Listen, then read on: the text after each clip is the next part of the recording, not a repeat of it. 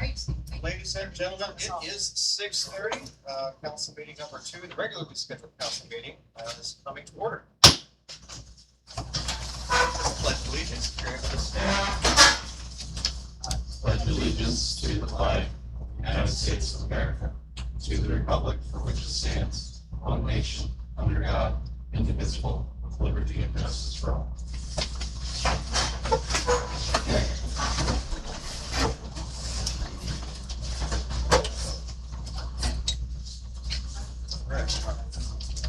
Call of the roll. Pointe. Here. Edler. Present. Schaefer. Present. Fordyce. Present. I would ask council a quick note while the jet engine is still activated, if we could elevate our voices for those of us who are a little more soft-spoken, I would appreciate that. On to number 4, the approval of the agenda. Make a motion. Second. Pointe. Aye. Edler. Aye. Schaefer. Aye. Fordyce. That's approved and submitted. On to number 5, comprehensive plan update with Kruse, Snyder and Associates. Did I say that correctly? Yes. So I don't want to take up too much time. You have quite a bit on your agenda, but I just brought in some kind of demographic and housing statistics for you guys, where we're at. So where we're kind of at is we've been gathering that data, analyzing that data, beginning to draft those kind of introductory chapters, kind of the basic background information. And so now we're ready to move forward to the meat of the plan. So we closed the survey and no, we did not. We're going to, right? Is that what we decided? I came to Parks Board. I can't remember if I closed yours or Manchester's. Yes, it is closed. It's City of Manchester. So sorry. So we closed that and started to do a little bit of analysis. So I went to the Parks Board meeting. Was that last week or 2 weeks ago? Yeah, last week. And had some of those kind of survey data from that were related to parks. So we talked through that and talked about some potential like trail connections and park improvements, fields, things like that. Tonight, like I said, this is pretty much demographic and housing information. Really a couple sheets that I want to point out to you is page 3. So the black line from 1990 to 2023, that's the population has at, so every centennial year, and then 2023, that number is the ACS census data, so that's a 5-year average. So you only do census data on the 10-year, 10-year increments, but the American Census survey averages on 5 years, still collects data and collects on a 5-year average, so it's not probably 100% accurate, but so right now the ACS data is 2019 to 2023, that's the most recent data. 20 to 24 hasn't come out yet. And so then if you take that, there's a couple different ways you can do population projections. There's a couple different calculations. The 2019 did a linear progression model, and that's what I did because that's really how you're growing. It makes sense right now because of all the housing and population growth that you're seeing. So your comprehensive plan is going to be for 20 years. So if you project that out to 2045 and everything grows, consistently over the next 20 years, that would put projects the population to be about 1,700 people by 2045. So just wanted to point that out to you. You can do a couple different things. You can adjust the rate of growth if you want to like a low, moderate, or high rate of growth. But really, I think that it just gives you more numbers to compare. And the way Elkhart's growing, I don't think it really does this. It's not going to impact it's not going to change, I guess, our direction of going with this linear model, if you will. Okay. So what that means, the next thing I wanted to point out to you is housing units. So again, on page 4, then those black bars is your last 3 centennial, census numbers, 2010, 2020.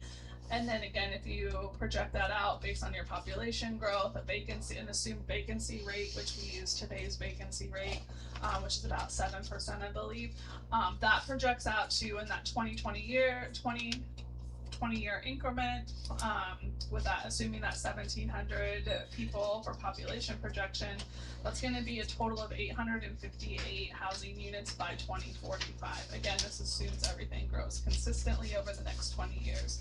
So today, you're probably about 400, because again, this is an ACS average, the 359. So, and we know you're doing approving subdivisions and new houses are coming online. 86% is owner occupied. So, and I think it's also interesting to note that you had a 40% population growth just from 2018 to 2020. So you are growing quickly. Is that sustainable for the location of Elkhart? Maybe, probably. Maybe not for 20 years, a consistent rate. It might slow down some. It might ebb and flow, but I think that Elkhart will be continue to increase their population. We use some employment statistics too, just to kind of give you a snapshot of how that fits in with your cost of housing and cost of living in Elkhart. And then I wanted to point out on page 7 and 8, so these are, or just 7, sorry. The residential satisfaction survey is what I'm calling it. We had 2 questions that really kind of had asked the survey respondents to rate Elkhart on a couple things, and they're very similar, but they are different. So the top emerging issue to address, so I guess that would be a concern or something that they think the city needs to do better at working on. So community facilities, so parks, recreations, libraries, senior services, just general city facilities, and new commercial opportunities were the 2 most answered. And then the most important to promote or improve would be they want to maintain the small town character, and again, parks ranks up there as high as well again. You can see that housing really isn't ranked very high in either one of those, but I think that's because you're seeing increase in new houses, so I don't think that's a concern. What I do wonder though about is housing affordability, so that's a kind of a hot topic across the country in every community, and especially in Elkhart. Like if you look at your statistics and some of the other data that's in there as far as your poverty rate, your owner versus renter, your vacancy rate, your home vacancy rate, some of those visioning or priorities that will come out in the plan will come back to you, and we'll talk about maybe where do you want housing affordability policies to be ranked at in there. Is it something you want to address in the future? Is it a low priority, a high priority? Those kinds of questions. And then just kind of overall satisfaction based on different things in the community are on the last page. So the red is well managed, and then the black is no opinion. So you can see, I would say Elkhart, the people that responded to the survey anyway are pretty satisfied with the offerings here in Elkhart. So next steps, really, like I said, we were at the Parks Board last week. We'll start drafting the meat of the plan. So I see, we're gonna start working on maps. So future land use plan, future growth, utility extensions, we'll start working with Travis on that. We'll also start working on kind of I don't want to call it a parks plan, but we'll get that in front of you and back in front of the board to review like some suggested trail alignments, park improvements, and how you want those ranked as far as your final chapter of implementation and priorities. So you're going to start seeing those types of things trickle in on different topics. The one thing I wanted to check in on is so public engagement is closed for now. We'll come back later when we have a draft of the plan and do probably an open house or something, some way people in the community can provide feedback on what we're proposing. But I wanted to check in if there's any like focus groups or groups in the community or people you want us to make sure we're reaching out to. Like on a specific topic, like if there's, like we were already at Parks Board, is there any like the business group or anything like that? Yeah, I think looking at the scoring, the variety of businesses would be one, to get ideas. I mean, there's some obvious ones, but it would be really interesting to just see what they mean and what variety of businesses would be helpful, as we look to attract and put together incentive plans to bring businesses down. And then when you were talking about the parks plan and working with parks, if there's any possibility of overlapping when you talk, the lower the scores were for recreation for adults, recreation for seniors, if there's any way to overlap the plans to include those types of things and figure out what types of recreation. I mean, they added pickleball, there was some improvements to the pickleball courts, there was new nets put up, there was new lines being painted. The park facilities seem somewhere in that adequate to needs work area. What other facilities do we need? I know at one point there was some musings around possible performance area over at Prairie Pointe Park, some concession stands, some type of a bathroom system. Like what specifically is that? And as we build our CIP, then we can take those things into consideration, because one of the big projects that's on the CIP ranking sheet right now is ballpark improvements. Our ballpark improvements, something that the community is pushing for, because if you look at the recreation for youth, that was the third lowest score, fourth lowest score out of all of them. So how do we incorporate recreation for all ages into potentially improving the ballpark? Could we add different recreations for different ages over at the park? And if so, what would those look like, and what do people want to see? That'd be great. And we can, what we can do on the website too is, if you have, we can create a couple of questions specifically around those types of amenities and what people are looking for. And if there's another topic or question or two, I mean, we don't wanna do a whole nother survey, because we don't wanna get engagement fatigue or people to just ignore it. But if we could post, at the top, or draw attention to follow-up question, this is the engagement we received. What do you think about these couple more types of things, if you want us to do that? Yeah. So if there's a topic besides the parks, you can, you don't have to let me know tonight, you can have Katie email me, or you guys can email me. Yeah, and then I think part of that is something we need to do a better job of, but I think we've been working to do a better job of, is reaching every sub-segment of that then, and because not everybody has the ability to get on a website or Facebook. So if we need to do some type of mailer, if to gather information, that would be something I think we could potentially discuss as a council, to make sure that every resident has a chance to have their voice heard on that. Yeah, one thing I Opposed to should assuming have included in here that I didn't, but I did include with the parks packet was, or maybe I just told you, there's really no magic number where you say, okay, we achieved great public engagement. Right. I personally hope for 10% of a community, so based on your population. So we had 90 survey responses. That's about right. And then, I mean, it's not uncommon for the other ones, the precedent image voting and the social mapping. It's not uncommon for those to drop off as far as numbers, because, it's another thing they have to do. They have to scroll further or click on another tab. There were more than 13 comments on the social map, but there were 13 individual people. So some of those people commented more than once, or somebody, may have replied to a pin drop, but there was more than 13, but there were 13 unique commenters, if that makes sense. Yeah, it does. Another thing that I brought up at Parks Board, is kind of like Main Street and downtown beautification. Sometimes in different communities, it just really varies who kind of oversees that or initiates that. So I wasn't sure. I asked Parks, they said that really wasn't their thing, but they're interested in doing some type of greenery, whether that's tree plantings or other things. So I don't know that it'll be a separate chapter, but there will be a section, I think, somewhere into community enhancement, something along those lines. Yeah, there's been discussions of the corners on Main Street that they just don't look finished. Yeah. They're rocks. And you have a cigarette butts downtown right plan that Beaster and Kim did, and we have a copy of that, so. And at one point, we had planters kind of picked out in a process there, and then a lot of changes happened, and that just kind of fell by the wayside. And there's been discussions on the community forums about a public garden potentially, or composting, or things like that could go towards that beautification as well, I think, or at least fall somewhere under that umbrella. Yeah. Okay, thank you. Okay. Council, any other comments or anything like that? Did you have any extra copies of that? I have one. If you, And I can post this one and the one we took to Parks on the website too. So it'll be a PDF you can click on and open them up and flip through them.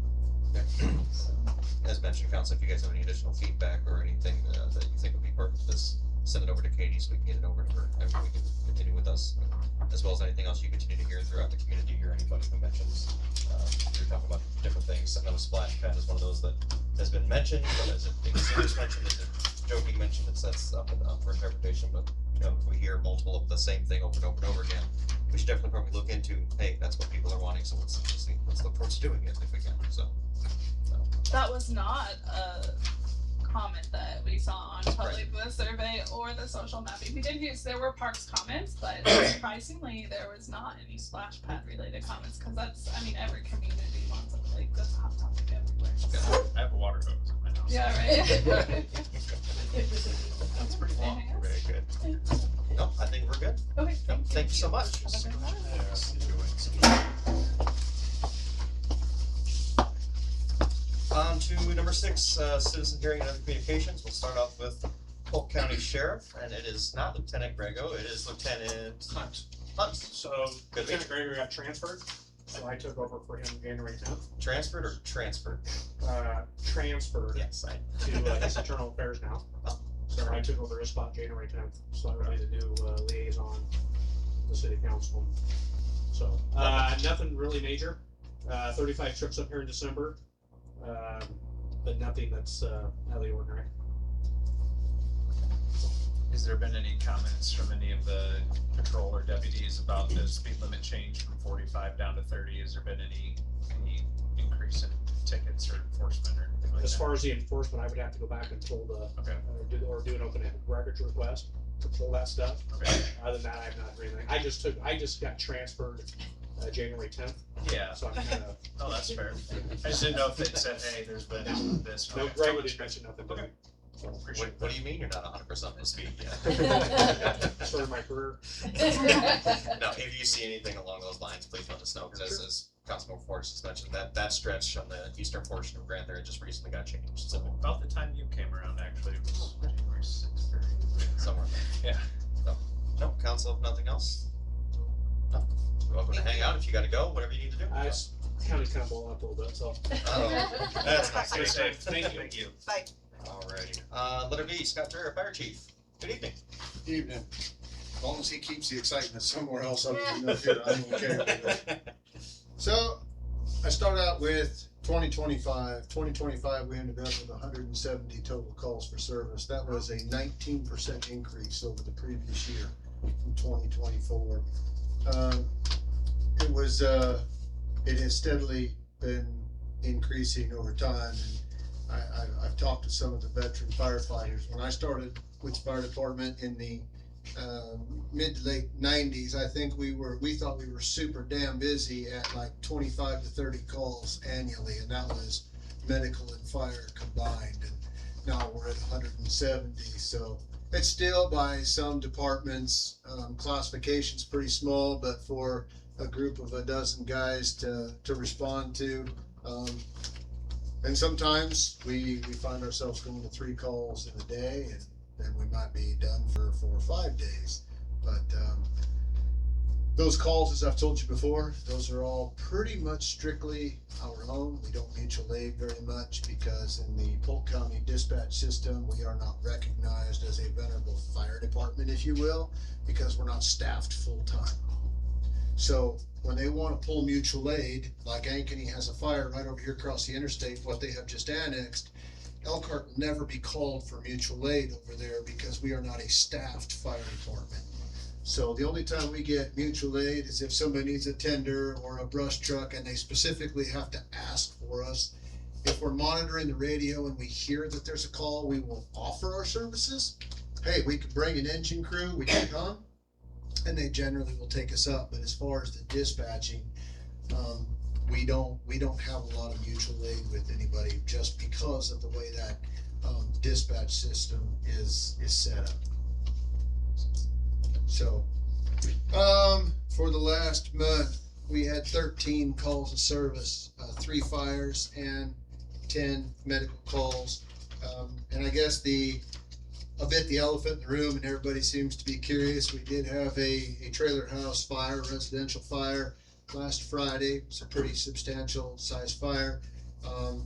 I was super proud of our guys. We rolled out of here in about 5 minutes with 3 staffed rigs. We tried to make an initial interior attack, but the fire had a lot of headway ahead of us being there. It started on the outside of the house on the porch area, thanks to maybe some careless burning. So it had a long head start before we ever got called in route. And of course, when the front door is covered in fire, you have to put that out before you can even think about trying to make entry internal. We did keep the neighboring house that was starting to go up catch on fire. We did get it put out. If you drive out past there, you can see the siding is extremely melted. There was some significant damage to the exterior of that structure. No injuries, no pet injuries. More importantly for me, no firefighter injuries. I did request help from Ankeny and Bondurant. We got engine companies from both of them to help with personnel, just to keep cycling crews, and everything went really rather seamless. We had issues with structural integrity. The floor got soft inside the structure, the ceiling got soft, so we were not able to do anything inside. So everything we did for further extinguishment was actually done from outside, because as you know, houses of that nature are built with very minimal construction materials, so it doesn't take long for them to burn and they become really flimsy. And when you get a big old boy like me to walk inside there, you can go through the floor pretty easy. And getting somebody hurt was not something that I wanted to do. So it took us a little extra time. We used a little extra water, but we did everything from outside the structure, pulling hot things towards us and extinguishing them that way. So, Say 14 chickens. that we did. That's a lot of chickens. I was more pleased about the neighboring house. Although the chickens were in the line of fire, we did manage to get them preserved. No KFC. So January 1, the state again decided they wanted to stick their nose into fire reporting, and they switched us from National Fire and NFIRS. They changed it over to nearest NERIS. We transitioned over to that. We've always been doing our reports the way we're supposed to. We're in 100% compliance with the way we're doing our reports. However, as with any state-run function, they took a reasonable platform and improved it and made it 100 times worse. So now what used to take us 10 minutes to do a report for this fire the other day took me almost 45 minutes once we got back to the station just to enter stupid data into the computer. And it feels like when I can order stuff from Amazon and have it delivered quicker than that, like somebody should be able to make that more efficient. But nonetheless, we have transitioned over. And last but not least, we have training on second and fourth Thursday. And this coming Thursday night, our guys, I guess I'm asking permission and I'm also telling you what we're going to do, so you take it how you want it. But last year I bought ice rescue equipment, and this Thursday night we're going to go out to the pond and practice with it, so the guys are familiar with how to use it. So I will make a public post that if you see people out there, please stay away, and it is training only, but it will be Thursday evening. We're trying to branch out, do fine-tune more of our skills, if you will, as Mother Nature allows. And we need cold water, and preferably if we had ice. I don't think it's going to be thick enough we can actually do an ice rescue, but the water will certainly be cold for anybody that's in it. Permission granted for you to do what you were already going to. I appreciate it. Here for you. So that's all I have for tonight. Hey Scott, I've got a question, just out of curiosity, if you don't mind answering. For being a volunteer fire department, how quick is our response time on average? So the county dispatches us out, and we, if we don't respond within 5 minutes, they send a second page. We had acknowledged the page, had a truck staffed within about 4.5 minutes, and we were rolling out the station. So for us, knowing as soon as I left the house, I could see the header, I could see the smoke, I knew it was a confirmed structure fire. And when they dispatch us, they will call it an assignment. So if we just go to look at your smoke detector that's been beeping for 8 months and you decided on Sunday morning at 5 o'clock that you now want it checked out, that's just an alarm that we will come check. This was an assignment which indicates there is actual working fire. I called Ankeny and Bondurant right away. We managed to be on scene, had 2 hose lines deployed, and I was almost ready to get the water supply to the truck. We were already shooting water though before those entities showed up. I didn't mean specifically for that instance, I just meant like, in general, is 5 minutes normal for It our is, type of fire it would be, well, no, department? but most of our guys live in town. Yep. So it helps out. The requirement to join the fire department, and I guess it's a Scott imposed requirement, is you need to be able to respond within 10 minutes or so. Because if you're any further away than that, we probably are going to have pretty well everything done by the time you Right. show up. So in this instance, if people keep coming, they just grab the next piece of apparatus and they keep coming. But generally within 4 to 5 minutes, if the weather is crappy, it might extend it a little bit, but we're in pretty quick order. If it is how do I put it delicately, a matter of life and death, say a medical emergency with CPR in progress or something to that effect, and it is wherever it is, one of us might respond directly to the scene to start care, Yeah. and then the ambulance and the rest of it will come after the fact. Thank you. The big wild card for us, honest to God, is if you're not familiar with how fire departments and dispatching works, and it has changed dramatically just in the last 5 years, is typically what would happen is in this structure fire out here, I would drop a second alarm. I would say, I need a second alarm, send 2 more of your closest engines. What Polk County Dispatch will do is they will look at a map, literally look at a map and see where all the GPS coordinates are for the closest engine and send it. So sometimes when we have medical calls, since Ankeny is contracted to do our transport for now or fire, we may have to wait for an engine or an ambulance to come from clearly hell down west of Menards. Yeah. If that's the only one that's left close by. We've had to wait. Mike and I can attest. We've had to wait for Polk City or Bondurant to come because Ankeny is completely out of ambulances. So it's not so simple as just saying, well, Ankeny's full time, let them come. I, however, operate off more of an old school, and I tend to be a little bit more direct with what I want. I find that hard to believe coming from you, sir. So instead of dropping a second alarm and taking a chance of what was going to come, I very specifically asked for Bondurant and Ankeny. If they couldn't fulfill it, then they would tell me that, and then I would go on and make a decision what next close after that. Does that make any sort of sense? Yeah, absolutely. So it's critical for us to be able to make that initial response because you don't know where your mutual aid partners are going to come from. Sure. And if you follow any sort of structure fires, car accidents, you name it, there is hardly any department anymore that staffs them solely with their personnel. They almost all run a skeleton enough of a crew that they rely on mutual aid. That's why we all of us chiefs sign the 2080 agreement. And that's normal then to get other people to come help rather than relying on your folks. Now for us, we responded with 8 people. I think there was 8 of us, which I thought was tremendous because that was not only 8 people, but 7 of them were certified interior firefighters. So we had a hell of a crew. And when we called for 2 engines from Ankeny, sometimes they would only come with 6 people on 2 engines, 3 and 3.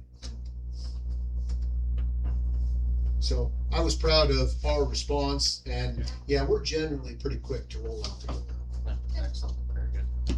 Just one last thing quick. So you mentioned the 19% increase in calls, and that one of the big conversations we're having right now, and we'll continue next week, and then as the budget cycle comes out, is potential equipment needs, but also building needs. And you and I had a conversation, give or take 15-ish months ago, about expansion. Sure. Or potentially a new fire station at some point, and very hypothetical dates on the new fire station are somewhere in the 2030 to 2031 range.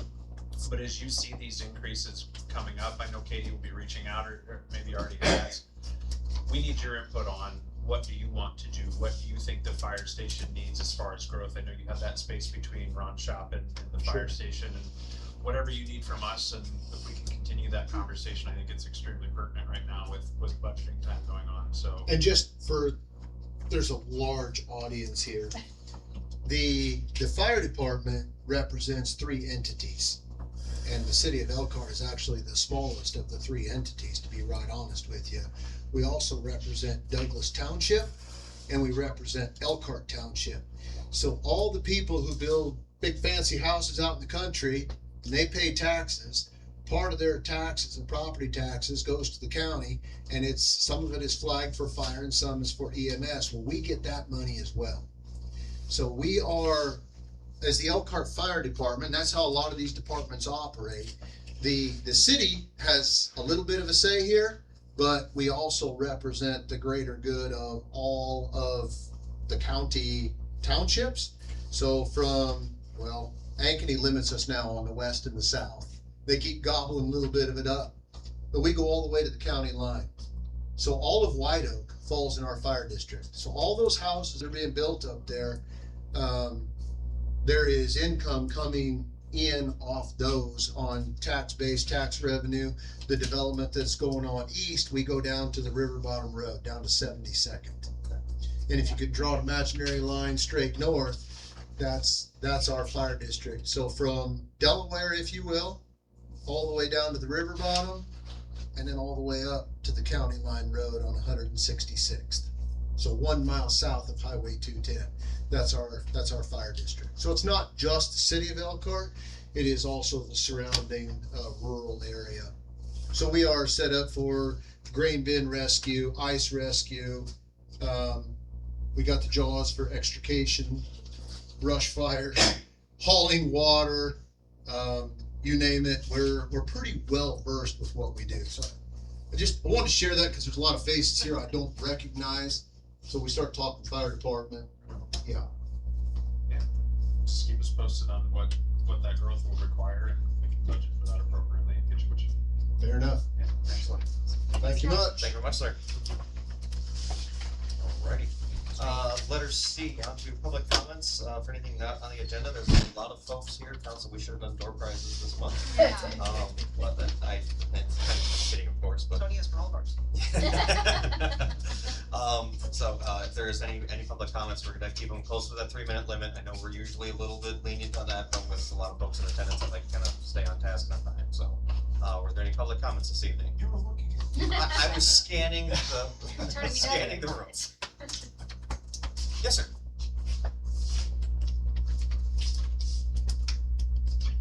I'm overtaken tonight by the amount of people in this room I don't know.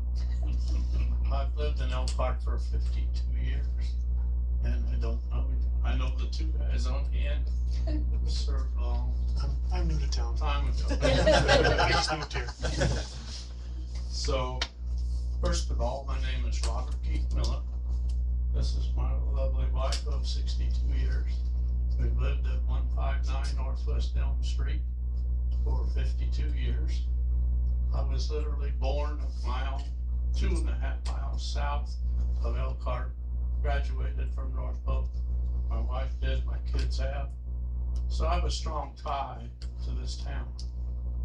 And I just couldn't let it go that I don't know any of you. I called City Hall, I still don't know who I talked to, you know, and that's not right. And I think there's more people like me in town.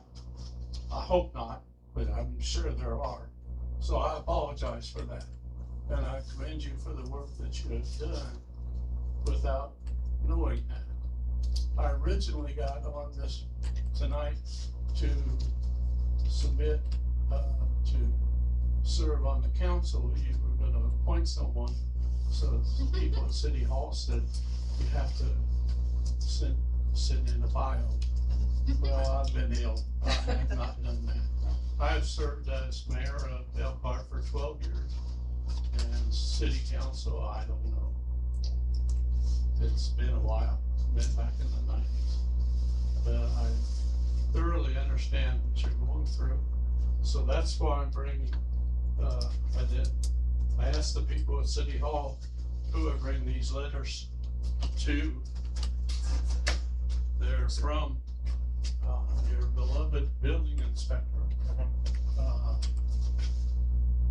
They did give me his number. I called him, absolutely, positively, no satisfaction. I never talked to somebody that worked for the city that would treat someone the way that my wife and I have been treated. I was forced into retirement in 1975, and at 75. Sounds better. And shortly after that, I got COVID, and I've been pretty downhill since. But to receive these letters, I asked the guy that took them, I said, first of all, you never come on my property without letting me know. Oh, he said, I took all these, no, don't lie to me. You know, that's the first rule of thumb. You know, as a city employee, I don't expect any of you to lie to me, and I'm not gonna lie to you. But he did. He was on my property, because one reason I know that is how he took the picture. But also, I caught his father, who I guess owned the company before he did, a year ago doing the same thing. And the council never did nothing about it, so I just dropped it. I didn't change anything. He says, I've got an old pickup. Yes, I do. That old pickup took me to work for 28 years. But it's got new tires on it. It's been completely redone. The guy over there has fixed it a couple of times, the one won't start. But the guy says, you parked it in your yard. I said, listen, I'm 81 years old. I have somebody come and plow my driveway.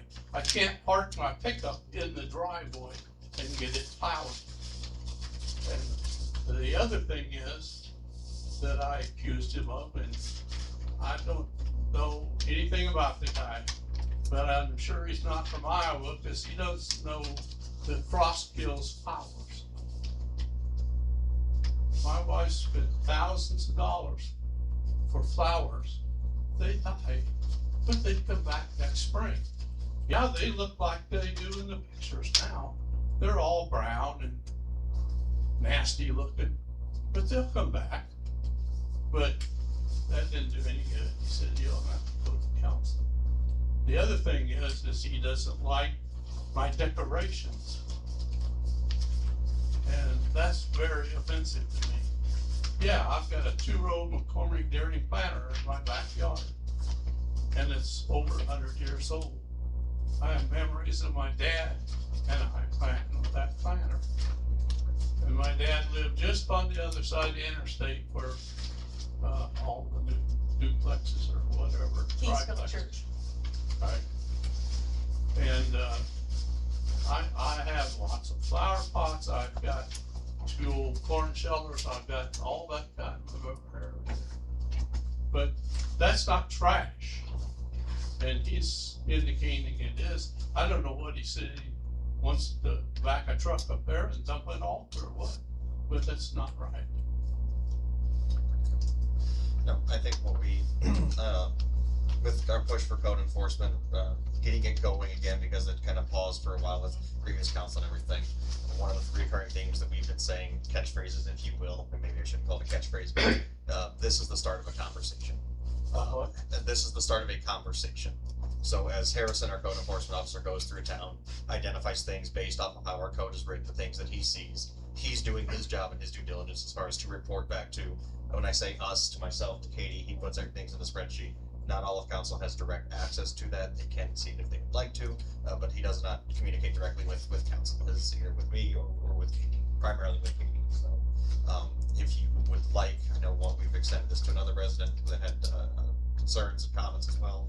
If you would like, what we can do, we can set up a meeting, I think between Harrison, possibly myself, another council member, to come review concerns that you have as far as what items you're saying are not trash or not, what have you, based off of. I saw this, which Katie had forwarded the email with the violation letter as well.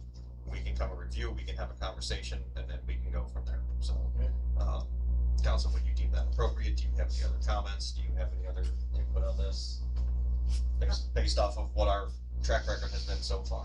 No, I think that's appropriate, and I would be interested in that conversation. Yeah, just so we can review it, we can get a better understanding. So if I understand what you're saying is, my wife had foot surgery, I've been sick with COVID.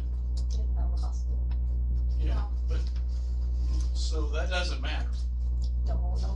That's not what he said. That is not at all we're implying, sir. No. We don't take into, Harrison, our code enforcement officer, he has no idea, and I say this respectfully, he has no idea who you are. Oh, He yeah. has no. Well, now. Yes, he has no idea, individual residents, unless they are outside when he happens to be going through, he doesn't know a person's background or Yeah. situation or health or whatever. We're glad to have you both here this evening, absolutely, so, let's set up a meeting, let's set up a time, we can Sounds good. yeah, we can go through, Sounds good. please I read. do have one final question. Does he have the right to come on my property without my knowledge? He is not supposed to be going onto your property, no, he can take pictures and is taking photos of other properties that I've seen from the right of way, the street, or the alley through, but he should not be going onto folks' properties. If you have seen him on your property or someone else has, you Well, can let us know and we By can the talk to him pictures, I about can that. tell he couldn't take those from the alley. Yeah, I Some of understand. them he did, some of them, you know, it's so stupid. One of them is a chicken feeder. I plant flowers in a chicken feeder. Sure. And he takes a picture of the chicken feeder. Does that offend you? You Well, know, I I'll struggle just with speak, that. I understand, and I don't discredit anything you're saying. The black and white part of it is what the code and the code of ordinances state. And those code of ordinances have been in place potentially as long as you have been here, whether they were enforced or not enforced. And Harrison's duty is to go by the letter of the code, to start what Johnny said is that conversation. And then we can come out and discuss from there, you know, do you want to keep these things? Do you need help removing these things? Is the issue that potentially you don't have the physical ability anymore to maintain it? And if not, we can ask for community support to come and potentially clean it up or help you move it or do whatever it is that the code says that we need to do. Because the code is black and white, and that's the part of it that sucks for everybody, quite frankly. But that's where it starts that conversation, and we're willing to work with, extend deadlines, work with residents. This isn't everything in here is junk and somebody's gonna back a truck up and throw it away. No. The point is there's supposed to be a conversation and a back and forth, and hopefully we can come to a resolution. And if we see, hypothetically, there's 15 properties that all have very similar types of decorations and things on the property, in a condensed area of town, well, maybe that becomes something that we then go back and visit that part of the code. And we speak to it and say, okay, this is common sense. There's a large gathering of residents that prefer this. This is what they want. Let's talk about that. And the example that maybe you've heard or maybe you haven't, I know some people in the room have, is paving driveways. There's an ordinance, or there was at one point, that every single driveway in every single part of town had to be paved. And when we went through code enforcement, I'm the lone council member from the first council that went through this, that's here tonight.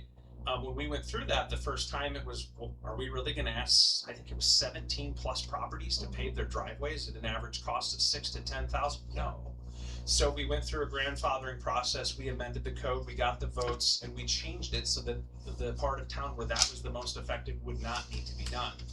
I can't promise you that will happen in your specific case, but Harrison is willing, Johnny, sounds like Angie, I would be, whoever you would like to come out, let's have a conversation about it and see if we can work with you on it. That's our hope from this. It isn't cut and dry as it may seem when the I letters would come. have thought that would take place before threats. So the Well, letters, that's yeah. I would consider a discovery process. I Yeah. wouldn't call it a threat. And it because- has to be done that way, again, because of the black and white nature of it, in case it does go to the point where litigation has to be pursued or something ends up in a court. It can't be a, hey, in this one case, how come you went and told them, but in this case you didn't? So it has to be done, it has to start the conversation that way, and that's so that the city doesn't end up getting sued, which costs us all money. Yeah. Unfortunately, but that's our hope, but we can improve that process as time goes on as well. I have one little more tiny thing. I'll give Bring you, up- I'll give you 30 seconds there and we have to continue on. That's no problem. Back there, Ronnie said, used to be a wall of veterans. Yeah, Yeah, we have those steps.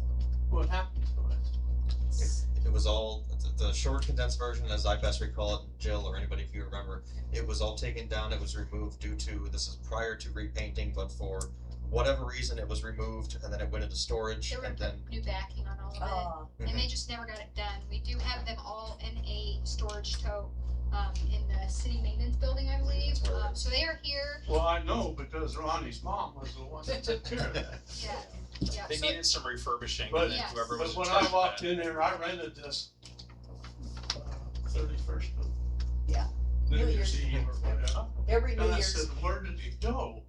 You know, I have a son that's 40 years, command sergeant major in the Army. Yes, sir. I have a grandson serving out of, Fort Bragg. Fort Bragg. I have a granddaughter that's in the. We are Yeah, definitely all in agreement, we want to get those back up, they need to be back up, it's just we need to get that project going. Gotta get rid of Well, there you go. Yes. Thank you. No, it would, Thank you for this. yes, no, thank you for coming and speaking with us and bringing this to our attention, definitely, we appreciate that. Thanks. Were there any other public comments this evening? Yeah, so, as I mentioned, I'm new here in town, so it's kind of a discovery, learning, everything, familiar faces and so on. Dale, was it, I'm sorry? Yes, Dale Sheehan. I guess my question is, I haven't heard any talk about any kind of bringing in a retail or some sort of a store. Okay, we talked on the phone before I moved to town, you mentioned that there is a convenience store in Pointe. That's good, but like, you know, they're gonna be limited on the kind of stuff they offer. Is there gonna be something more like a Fairway or a Dollar General? Nothing on our radar at the foreseeable future, so.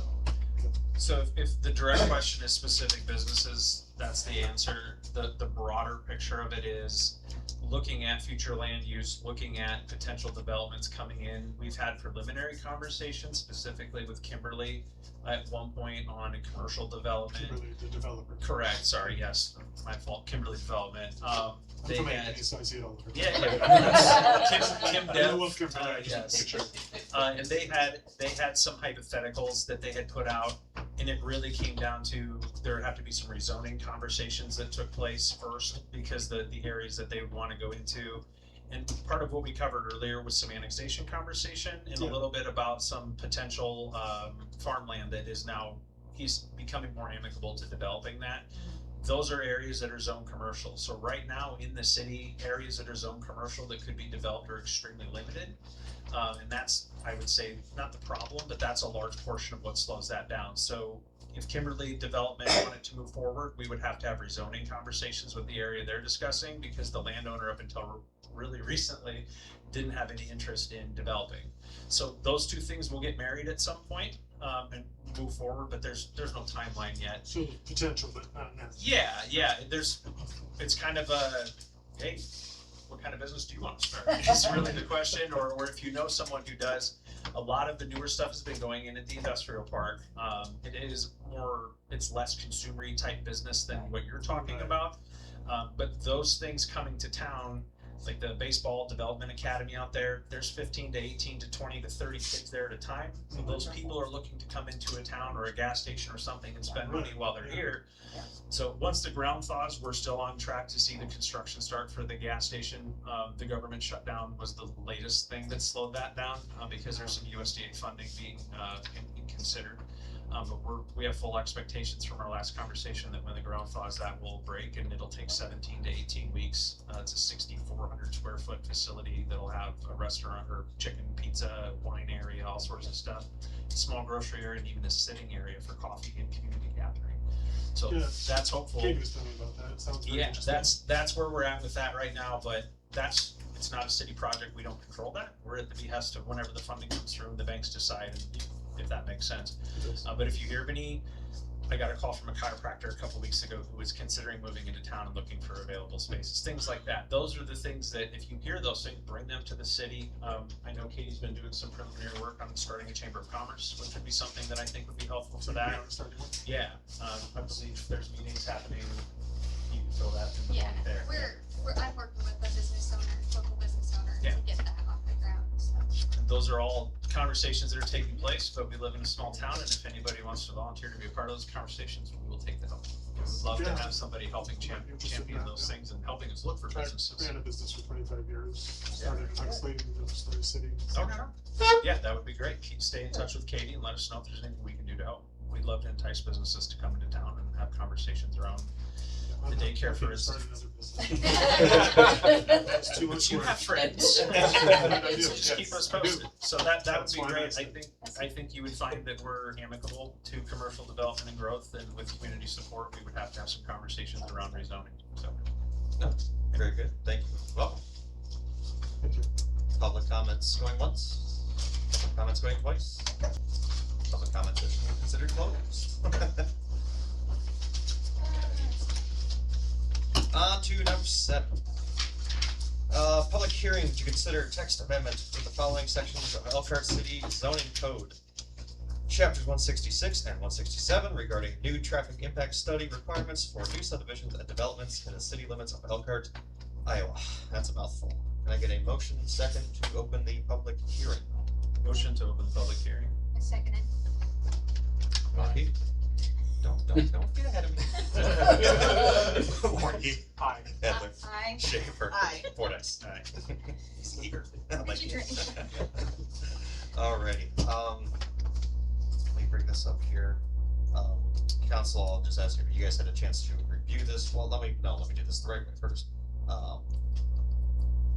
Deb, Katie, did we receive any written concerns, comments, complaints in favor, yay, nays, all the things? I have not received anything published in the Des Moines Register. Planning and zoning held their public hearing on January 12th, and they recommend city council approve these ordinances. The city engineer also reviewed them back in November. Were there any public comments for anybody here tonight for or against? Anybody at all? So I will Yes, go, Mr. Hess. if there are others, I will go last, because I have some lengthy comments, Okay. and then, so. Okay. You ready for me? Yeah, go for it. Okay, so, I'm sorry, I didn't get a chance to read this until today, so I didn't get anything prepared in advance, bear with me as I go through my poor penmanship. First of all, I'm in favor of the ordinance of this type, or the add to the ordinance to cover having traffic impact studies. I think it's important. I have concerns with the wording as it currently stands. You have proposed language set as a measure of 100 or more added new trips. So, but what this language, and I didn't see it in the totality of the chapter, which this language is going into. How is the existing number of trips determined to be a baseline from which to measure? So it's going to be an additional 100. What are they adding that 100 trips to? How would they know what that baseline is? Proposed language refers to a concept called roadways peak hour or development peak hour. But again, it doesn't talk about how it's identified, what peak hour is. And on the surface, I don't know what you mean by peak hour. And unless those two data points are defined, there's really no criteria in place to ever make this section requirement. There's nothing that's there to trigger, okay, now I need to do this traffic study. Because to me, it's too ambiguous. The total chapter does have a section in there, that's 16603, called definitions. And I think those two terms in particular should be added to the definitions section, so people clearly understand what you mean by added trips.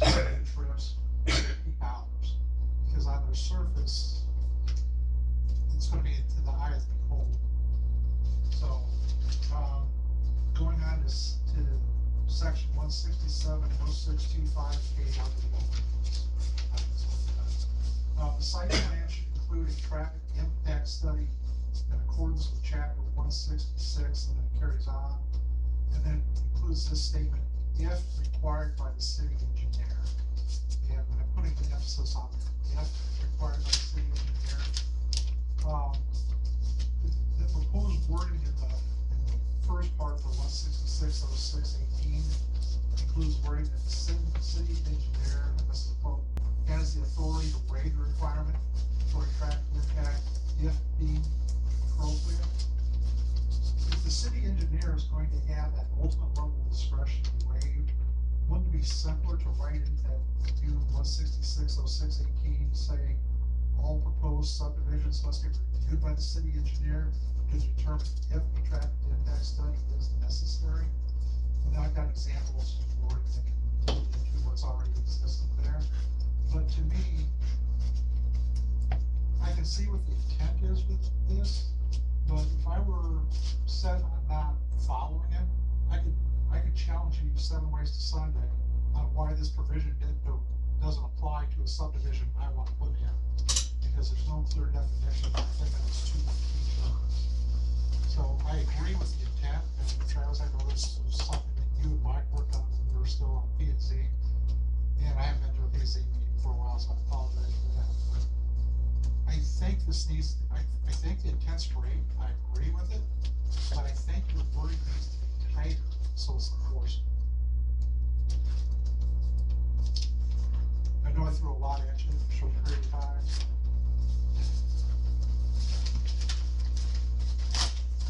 Thanks, Tony, I can jump in. I don't know where to start. You threw a lot of questions there. A baseline, so if a new development, right? If someone went out and bought a plot of land in Hortonville, right? Like baseline for the traffic trips for that plot is basically 0, right? So if you're a new development, your baseline for trips for that area is 0, right? Okay. So when, or go ahead. Okay. I was gonna say, I'm gonna play devil's advocate, so don't take that as being argumentative with you. I'm just foreseeing eventualities of how this could play out with the developer, so, but go ahead. Yeah, and I guess I'll cut to the chase here too, and that ordinance, that language was, we reviewed other neighboring cities in the metro, Polk City, Story City, I think there's a couple other ones too, right? So like, the language that we used was very selective and standard in terms of other cities in the metro, right? It's not like, I've done, in my career, I've done a fair amount of development, traffic impact study work with other cities and developers and stuff like that. That language is pretty standard across the board. And I appreciate that you probably did get it from other sources that use it. Sure. But that doesn't necessarily mean that those same deficiencies don't exist within that language. And doesn't mean we can't do it. So. Yeah, I'm not saying that at all. I'm just saying, I guess to my point is, those ordinances for those cities have been in place for a long time, right? Development, in Polk City, right, developments happen all the time. It's very, very common, it's very, Do they get the perceived pushback on those, or do their subcontractors or engineers ever refuse to do traffic impact studies based on how their verbiage is written? I mean, as a developer, you're always going to push back on having to build more, right? Like, yeah. At the end of the day, they want to maximize their profits as much as possible. So I think any developer. But are you aware of any instances where the city hasn't been able to enforce their code that we looked into because of how it was written, is my question? No, I've never come across that. And then as far as, I think part of what you were saying, Tony, you can correct me if I'm wrong, but the peak hours trips and how that is figured. Travis, can you talk a little bit about the Institute of Transportation Engineering Standards and how that's written in there? Because it looks like they're the ones that determine what those peak hours are. Is there some type of a standard that the language is playing off of there? Yeah, I mean, that's kind of an open-ended question to a certain point. There's a lot of factors that play into that. The type of development, the size of it, a coffee shop's gonna have a different peak hour than a grocery store, right? The coffee shop's gonna have an AM peak hour, and a grocery store's probably gonna have a PM peak hour. right? So a lot of that plays into type of development, the size of the development, and really the onus is on the developer's engineer to prove that their development is generating more or less 100 trips in the peak hour, right? So the way the process works, and it's not detailed in ordinance, and this is kind of a standard thing across the cities, and I understand where the question comes from, is the developer and the engineer will submit a trip generation memo, and it'll detail all the information, the type of development, the size of it, the estimated trips in the peak hour, and they have, and then the city engineer will then review that and determine if that's adequate or not. But I guess where I'm coming from with this is that some developers are gonna be more conscientious than others. And with the proposed language as it is today, the city engineer can ultimately say, you don't need to have this traffic study done. And I'm saying, if we're gonna give the city engineer that much autonomy, wouldn't it make more sense just to give them the full autonomy from the start? Say, hey, I'm Johnny Developer, sorry. I'm Jimmy Developer and I want to build a grocery store. My name's on a porta potty, it's fine.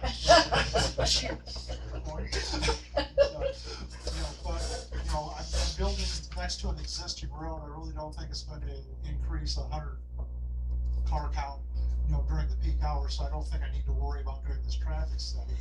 Wouldn't make more sense to say, you need to submit that you want to put in this grocery store, what roads it's going to be existing or not, and let our city engineer let you know if you need to do a traffic impact study or not. I'm just saying, if we're going to give them full autonomy to say, you don't need to do it, let's give them full autonomy to say, you do it. Is a representative of the city's engineering firm, Beat me to it. does that make sense? Do you have any specifics of how this has worked in the past? No, I mean, I think it's just, the ordinance would be to open up a conversation with the developer about whether it's necessary or not, right? So we can have it formalized or we don't get it formalized, but I think like Travis said, it's kind of standard that this is the way we would word it, so I don't know that we need to have a baseline, you need to have a baseline requirement for all developers. If you just go out there and say, the city engineer, no matter what, has to say, that kind of leaves an open-ended question to developers, and you might lead them down the wrong path. So would it make sense to, I guess, council, city engineer, to get some language put in place and then potentially explore the specifications of it down the road and digging more into potential stronger language or stricter language if we see it necessary or we're having bad experiences, as opposed to potentially planning on having bad experiences ahead of time on something that other cities don't seem to have issues with? Or I think there's two concepts. I agree with you on that one. I don't think there's anything wrong with that. If we can define peak hours, traffic, what was the second part of the traffic? I saw codes coming on, so. Yeah. What constitutes? We could work potentially with you guys to look over some other projects, at least so that we can get something adopted with some protections in place now. I agree. That makes sense. Have some force traffic studies. I just want to, yes, I'm trying to get at it. I want to keep more traffic studies, more traffic studies.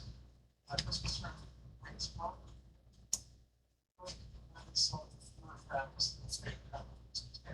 Right now, the way I read it, correct me if I'm wrong, is that if you, the city's engineer, or the city determines that it's gonna be more than 100 trips per development is required, it's on that, or it's gonna be less than 100 trips, if they want to get out of it. So at least then it would be in place to start with, and you can work backwards to very specific instances. But where this kind of came from, and Mike, please, anything you'd like to add to this as well, was the addition of the subdivisions, the potential industrial park, what types of businesses are coming in, is that correct? Yeah, I think it kind of came up with a proposal to expand the industrial park. Yep.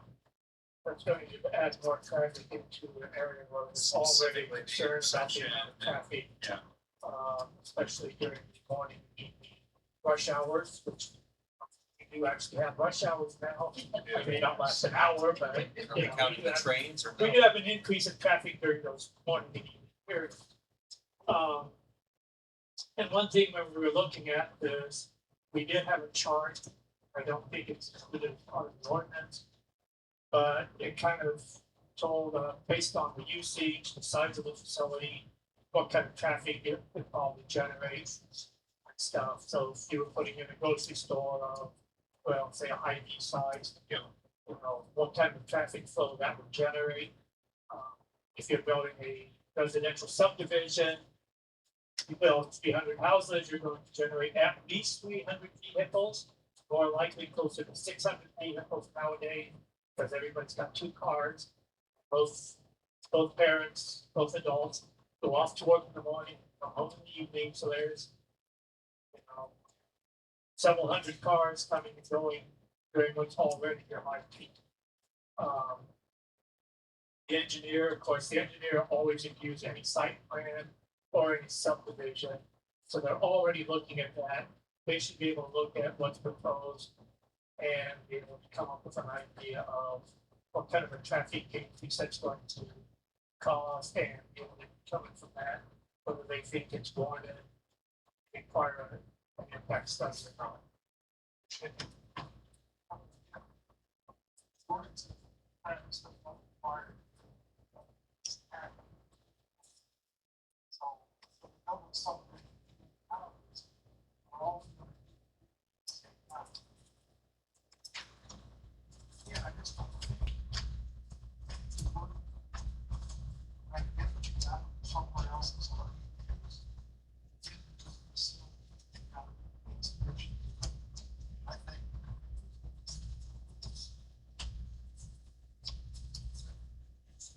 Was there any other comments or against or concerns about the proposed ordinance changes?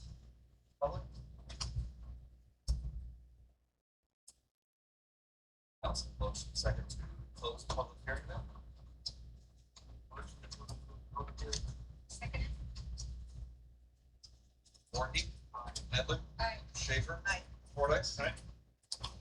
Council, then I will leave it up to you what you deem is appropriate here. Do you want to proceed with the first reading, to set this aside and perhaps revisit wording within whatever you deem is appropriate? Approve the first reading. No, I mean approve it with the wording. It's completely your call. I'm not gonna. So the second reading needs to be in the next regular chapter. That's first. Yeah. I think that would give us time to consider that.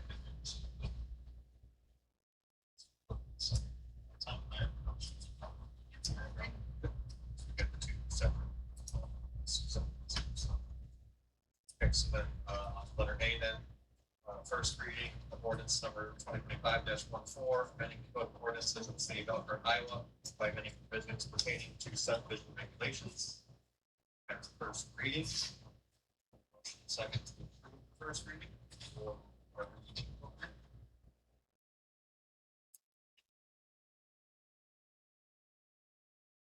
Motion to approve the first reading of ordinance number 2025-14.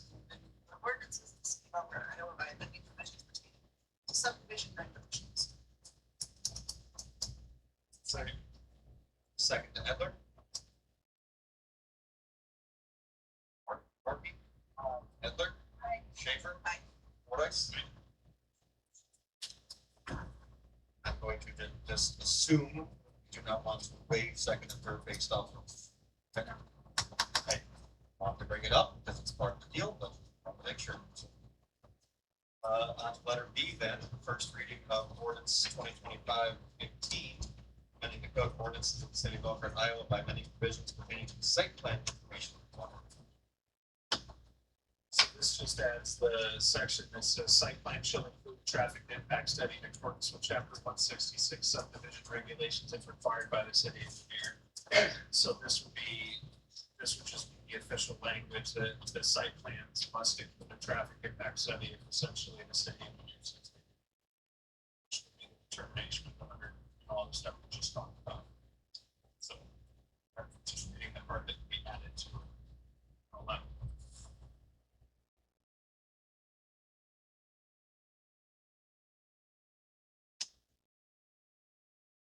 Second then. Approve the first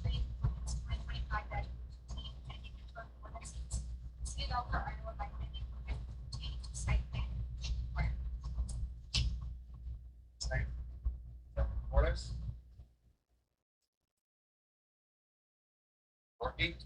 Adler? Aye. Schaefer? Aye. Fordice? Aye. Council, I also assume we just want to do the first and not wait second for this one, would that be correct? So, separate. Yeah, I would say it's. That's completely your call, however you guys want to do that. I'm fine with keeping in line with what we did with the previous one. Yeah, Maybe sure. second reading. Okay.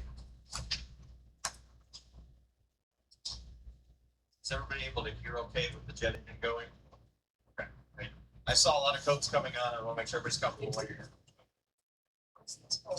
It's, all right, on to the consent agenda. There's a lot in here this month. Does anybody want to pull anything out, comment on anything, questions on anything?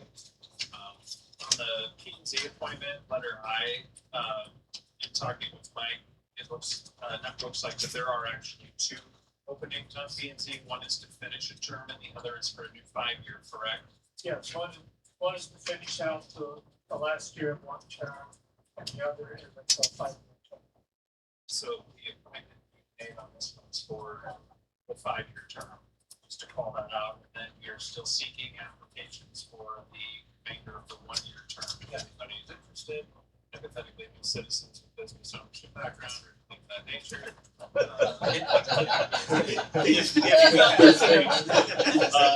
So there are some P and Z availabilities as well, if anybody's. See, now he's asking you, so he doesn't even know what you want. There's a P and Z opening that would be the fulfillment of a 1-year term. If you would like to get involved with the planning for the position, you can put your application in next to February. Reach out to me.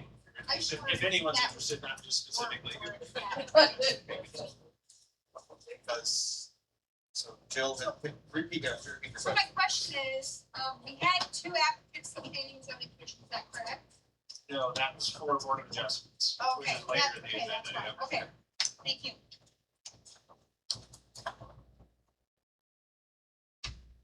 It's just that this applicant is the same applicant as one of the Board of Adjustments.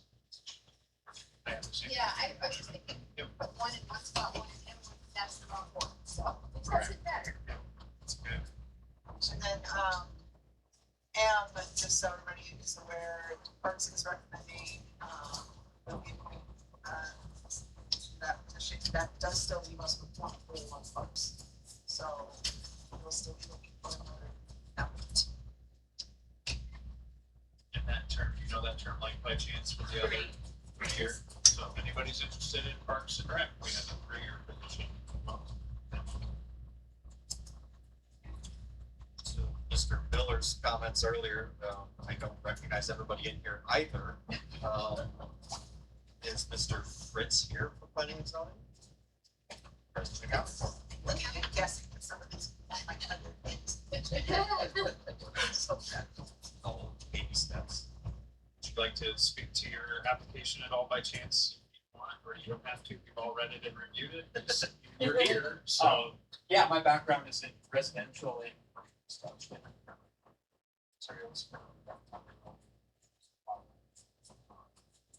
Building materials to every major project. Heavily involved in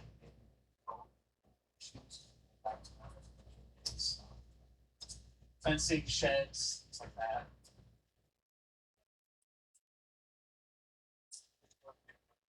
Very good, excellent. Not that it matters how long you've been in town. My wife and I get to 20. Okay, and we touched on letter M as well, is Mr. Seafeld. I would assume the guy who said it properly is here. Welcome to my world. I'm not even gonna try. Yeah. Same offer, same comment as Mr. Fortes. Do you have anything you'd like to say or add? Again, we've seen it, we've reviewed it, but as you're here, sure.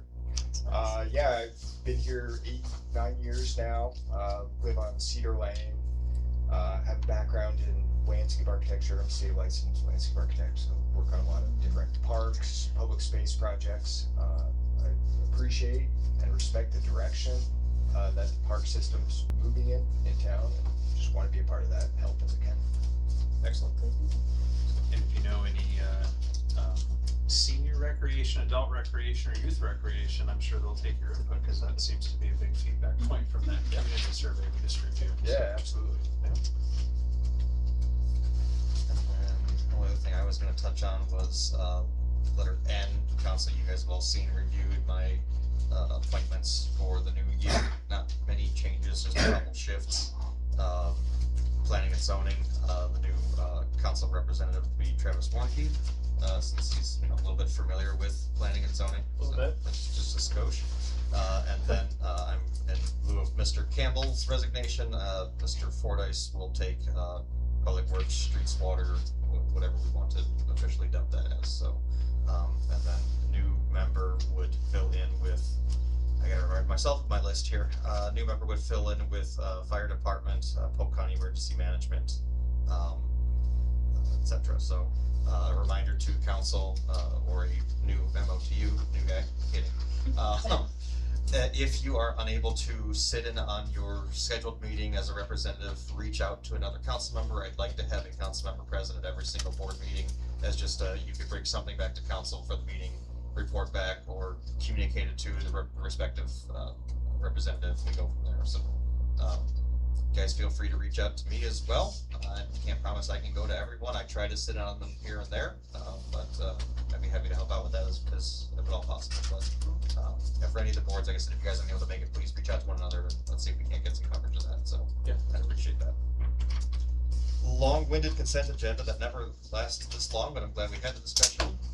Can I get a motion second to approve the consent agenda?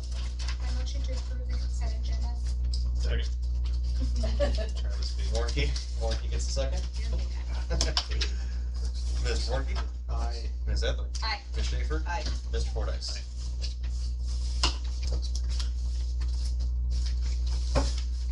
On to number 9, business items. Excuse me, letter A, resolution 2026-9, a resolution to appoint a new city council member to fill a vacancy for the city of Elkhart City Council. Council, I would hope and assume you have all had a chance to review or speak with or what have you, any of the candidates, not any of the candidates, but that submitted their letters of interest, resumes, or what have you. We have 2 of the 3 here in attendance this evening. A note, Mr. Weaver would be the 3rd. He is unable to due to prior obligations with his job. I had an opportunity to speak with him briefly, and he just wanted to say, hey, sorry I couldn't be here, but here's my resignation, my letter of interest. So that was quick. It's kind of hard to resign when you're not even there. So words are hard. So, council, were there any questions? Were there any comments? We have 2 of the 3 here, Mr. Hess and Mr. Nichols. Yes, they are. So I thought I saw you remember. Did either of you want to say anything additionally or make any additional comments on top of your letters of interest? You don't have to. I just you're here as we gave the other opportunities. I wanted to give you guys an opportunity. No, I think I met with Drey and Travis for coffee yesterday, and I talked with Jill, and I talked with Cass. So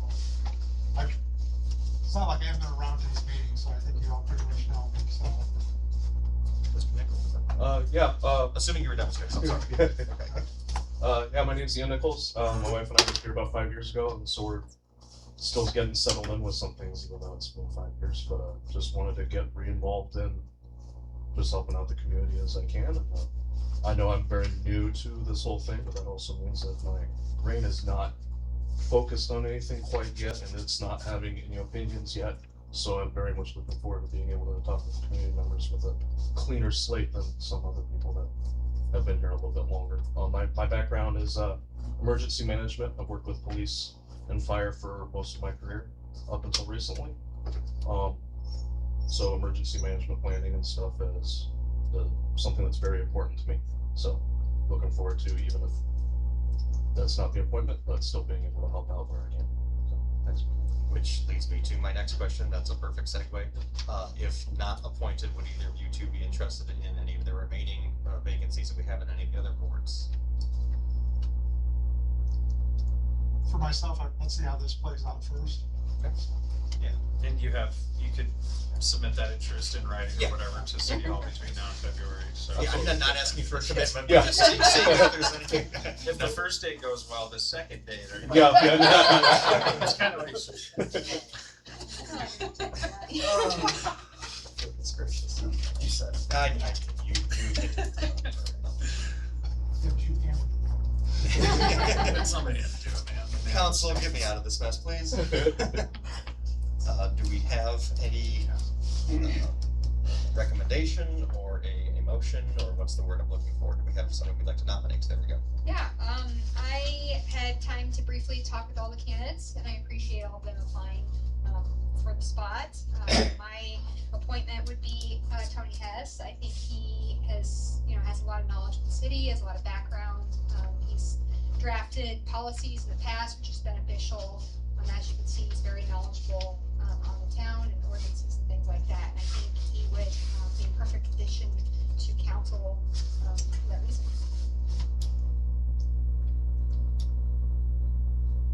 Me, that's it. Are you making an official Yes, nomination? I would like to nominate Tony Hess for city council. Is there a second to that?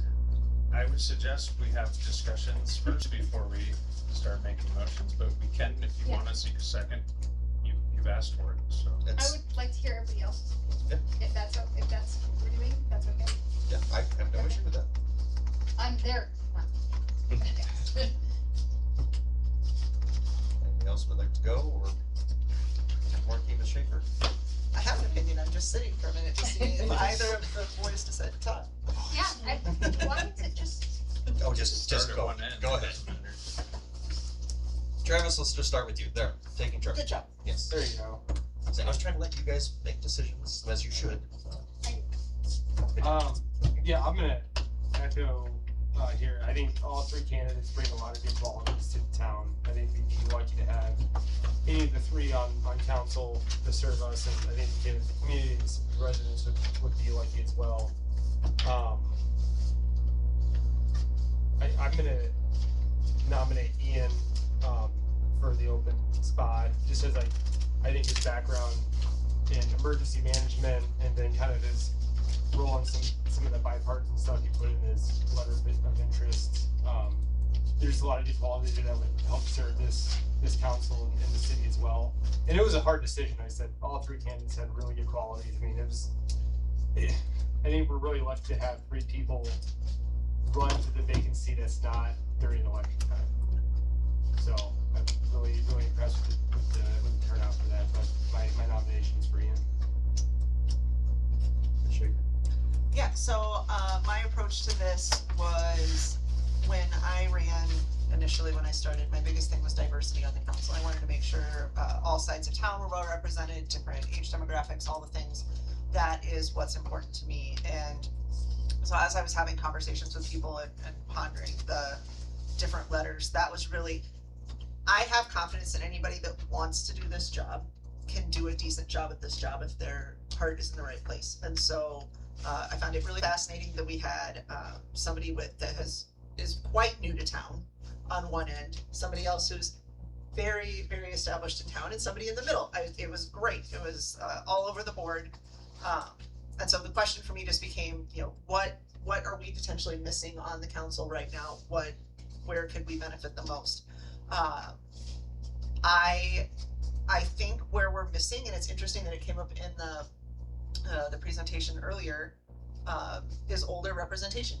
I don't think we have older representation currently on the council. We've had a lot of people that are new and fresh to town within the last number of years that are chomping at the bit, and it's awesome. But I can see a value to having a voice that's been around for a really long time. And so my inclination primarily is that we come to an agreement, because I think having a special election and spending money on that is ridiculous. We are very capable of coming to an agreement. My suggestion would be that we nominate Mr. Hess to fill the spot. I feel like that would best round out our group. Yeah, been through this process before. This is a lot different this time around. Yeah, difficult.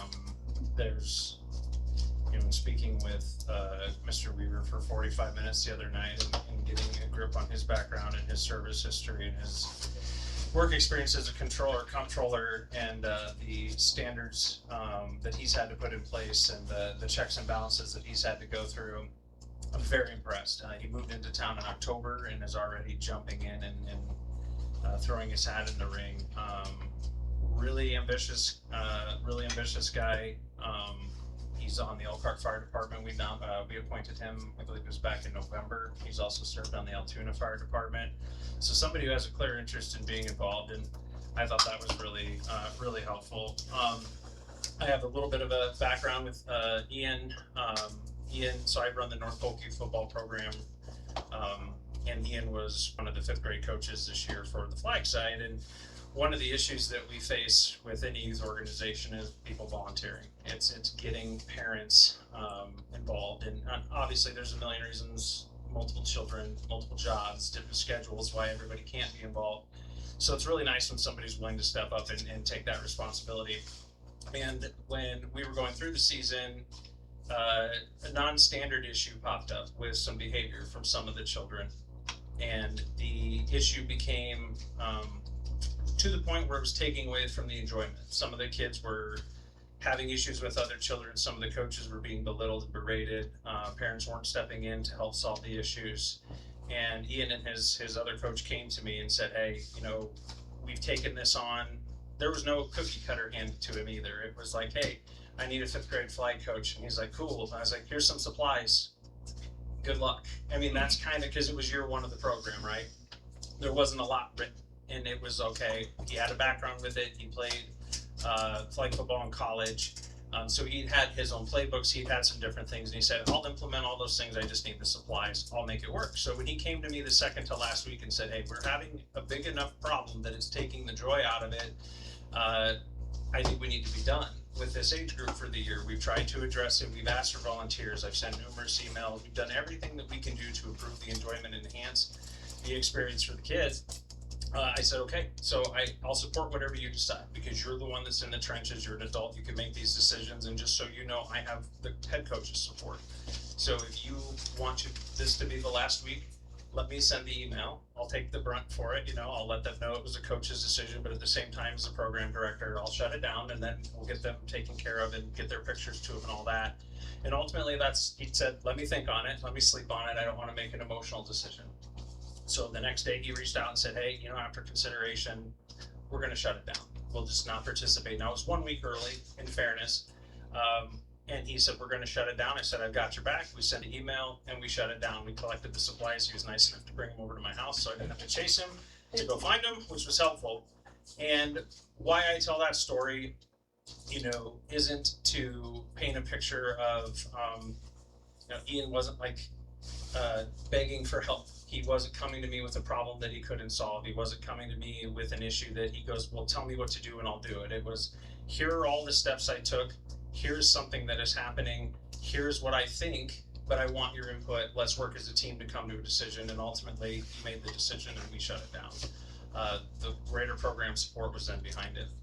And that isn't directly related to city government issues, but as a city government, we do face quite a bit of those things. In recent weeks specifically, we are faced with decisions or faced with issues, sometimes good issues, sometimes opportunities where we have to take a step back, look at the totality of it, look at the impact, and then consider what is best long-term for the program, for the kids, well, in our case, the government, the people of town, and we have to say, okay, what is a level-headed decision that we can make here? So, very impressed with his ability to do that. Tony's been at hundreds of meetings over the years. Tony's been to, well, hundreds, it's probably pretty darn close. There's 12 plus a year times 5, okay, 60 plus, yeah. 60 plus meetings over the 5 years I've been involved. I told Tony this yesterday. Your qualifications is from an X's and O's and that type of a football term, sorry. X's and O's standpoints and looking at the codes and looking at the ordinances and helping rewrite things. Yeah, you're second to none. And your process background, your background in helping write protocols and procedures that were adopted by major companies is extremely helpful. So I don't remember which one of you said it a little bit ago. So what it comes down to for me, in frankness, is what does the current council need? What does the city currently need? And what are some other things that can be learned as they go? And what I would put as my number one from a stack ranking thing is somebody that can come into an existing team who we don't expect to always agree with us, who won't always vote the same way, that will have a difference of opinion, but I have seen in action have the ability to mold into a team, adapt to the team, and work together with other people. And you know, that would be for me. I think Ian holds the edge in that side of it. I've worked with Tony on projects both direct and indirect over the years. Tony's been to my house on his Kawasaki, not Harley. I said that wrong yesterday. Don't call a Kawasaki a Harley, vice versa. And I have nothing but respect for you, and I've said that over the past. But you know, one of the things, and I won't get into our conversation, but one of the things that, you know, I put an emphasis on, and none of the candidates did this in the fall, none of them ran for the open positions. And given that the state of the city where we're at right now, our major emphasis is on controlling the growth. Oh, I know, I said I was going to say it once tonight. That was a previous meeting, I can say it in this one. If we don't control the growth will control us. And what I see is when I'm discussing that example with Ian a little bit ago, that is something that is an issue or a problem, depending on how you look at it. And I liked his measured approach to it, the team side of it, where he came and sought input, and then decided, okay, hey, this is what needs to be done, and we made the decision. And when I consider the potential to get a school, when I consider the relationships with the city staff, when I consider the relationships with the council and the outreach to the citizens, and Ian said it a little bit ago, you know, the no preconceived notions maybe would be a concise way of saying it. That's what I think personally, with my one singular vote that the council needs right now. As far as Tony's had some great input on different parts of ordinances, we saw it in action tonight, on different things that need to be cleaned up. Those are issues. Those are things that we have talked about, procedures, tightening, changing language. But the priority of the council right now is infrastructure, it's growth, it's coming up with a measured approach.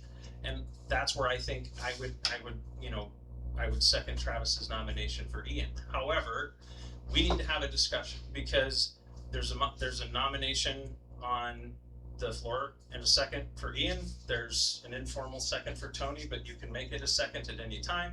But last time we went through this process where the council failed to help the citizens of the city, is that a motion and a second were made, and then it was a split vote. And in this situation, you need 3 votes. It has to be 3 out of 4.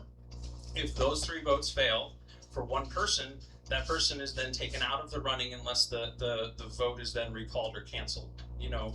And then the second person can be considered, and then if that person is pushed out, then it's the third person that can be considered, or however we choose to do it.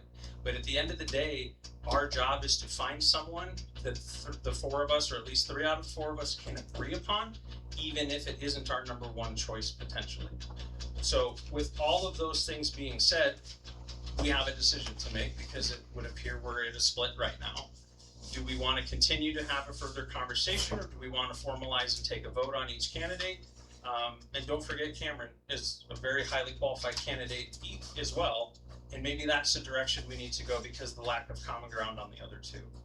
And if that isn't the way we want to go, then we need to just go the special election route and let the citizens of Elkhart decide. As none of these gentlemen ran in November, it's their right to do that. We don't know how the community feels, and who the community feels of these 3 would be the best pick. So, a little ambiguous, but what I'm saying is I think it sounds like we need to have a further discussion before a vote's taken, but we can take a vote as well. If you have a second, it forces a vote at some point. So whenever Johnny wants to take the vote on Ian, he can. If you want to formalize your second on Tony, you can. We can take a vote there, and we can go down that road as well. So what do you guys want to do? Do you have any questions for any of the candidates? Do you want to clarify anything? I'll stop there. Johnny, you can lead the rest of it if you'd like. You went right into it. I'm just going to pass through, and council, what do you have? What's on your mind? What are you thinking? Where are we at? I do feel like team would be also a good fit, and I appreciate him applying. I do feel strongly that Tony is kind of what we need for council, just from a background and, policies and procedures, and, you know, he's been on council before, and I think it's a fit that we need right now, and that's just, I also don't want a special election, that's all. But I'm very strongly with my choice. Ms. Schaefer, Mr. Work, anything additional? You started to speak I know, I first. inhaled, so. Yeah. I thought you were saying the same thing. Yeah, so at the end of the day, like I said, before I named Mr. Hess as my option, the biggest priority to me was to avoid a special election. For a couple reasons. One, it is expensive, and I think most of our citizens would rather see us put money towards something else rather than that. Two, I believe we're capable as a group of coming to a consensus on something, and that's important to me, that we have these conversations and we have them out loud, and then we can come to an agreement about things. When I initially spoke with you about your nomination, what I told him then was, I said, you know, I'm curious to get all the letters in. I want to read everything. I want to see everybody who's running. I think I expressed it in that conversation. I was like, most important thing to me is that we come to a consensus and we pick a person. I agree with Jill. I feel like he fits the bill for the things that we're lacking right now. The wealth of knowledge and all of those things. I see the benefit to what Brad is saying as well with Ian. And yeah, Cameron was super enthusiastic when I talked to him on the phone. We had a great conversation. There's pluses to all three, which is both a pro and a con, because really I don't know we can make a bad decision here. But what decision do we come to a consensus on? And so I guess do you feel like you're resolute in going forward with your nomination? I do. I feel like it's the right decision. All the candidates were fantastic. I did have, you know, a 20-minute conversation with Mr. Waiver, and he's fantastic. And Ian was fantastic when I met him. And I just think the city needs someone like Tony right now. Like everything we're going through, all this knowledge and background, I believe it's the way to go. Okay, Travis. I think Brad brought up a really good point about we need someone to plug in and be a team member from day one. And, you know, I'm new to the council, right? So I don't know how this has operated in the past. I'm pretty certain in my nomination, Ian, just from the standpoint of cohesiveness with the council, I think he would fit in really, really well. And again, that's my 2 cents. This would be number technically 3 for me. So yeah, fairly new to the whole thing. But Brad, like you said, he brought a really good point. Future planning for the city is going to be very important over the next 10 years, right? Even over the next 2 years in the rest of this council position, right? Just the state of infrastructure, where we need to go, where the city needs to go to make sure that we're making the best Elkhart that we can make. I'm pretty confident in my nomination as well. And it sounds like we're still split two to two. My 2 cents for what Brad said, if we can't decide, go with Cameron, just to avoid that special election, because I'm with everyone here. I don't want to have a special election at all. Yeah, I'm not, so the special election cost, Katie pulled it from the county, was around $2,500, so it's not nothing. Yeah, the old quote that we had gotten in the past was somebody's imagination, I think. That's all I'm gonna say, they don't work here anymore. So, moving on. Yeah, so I don't have any disagreements with anything that you gals are saying in regards to the breadth of knowledge. I complimented Tony on that at least 3 or 4 times yesterday. The priorities, however, that we set out in November that are in this document, none of them are, you know, we need to go through and fix the wording of a specific thing. So you used those as examples a little bit ago of different codes and things. We just went through a codification in June of last year, and that was published. We're considering for adoption financial audits already that are coming up. I think Katie and Deb have done an insanely good job of the financial cleanup. the standards and protocols and the implementations there without getting bogged down in the details that would slow them down from accomplishing the rest of their job. And what my fear is when we start to talk about, like we did tonight, some of the specifics of the language, those things are important, those things need to be looked at, but they also need to be considered in the grand scheme of what we're also considering from a city project list. And as we look at this CIP list, we're not talking about, you know, looking into the nitty-gritty details of one specific thing and getting bogged down on it. We're looking at the grander picture, and we're trusting the city's resources that are in place from our engineering firms, et cetera. And while I think Tony can do a good job as a council member, I have no doubt. I think Tony and I could work really well together. Where I see some of the slowdown would be on getting maybe bogged down in some of those details from time to time that would, while important, would take the eye potentially off the ball of some of the grander things that we're trying to do. You've submitted helpful things in the past from different policies, from different improvements, but you know, there are also examples where, you know, we chased some things down that ended up not being correct that you had sent, but that's human nature. You're not required to be 100% correct all the time. So that's why I'm placing the emphasis more on the team side of things and the bigger picture of the growth. There's been comments made in the past.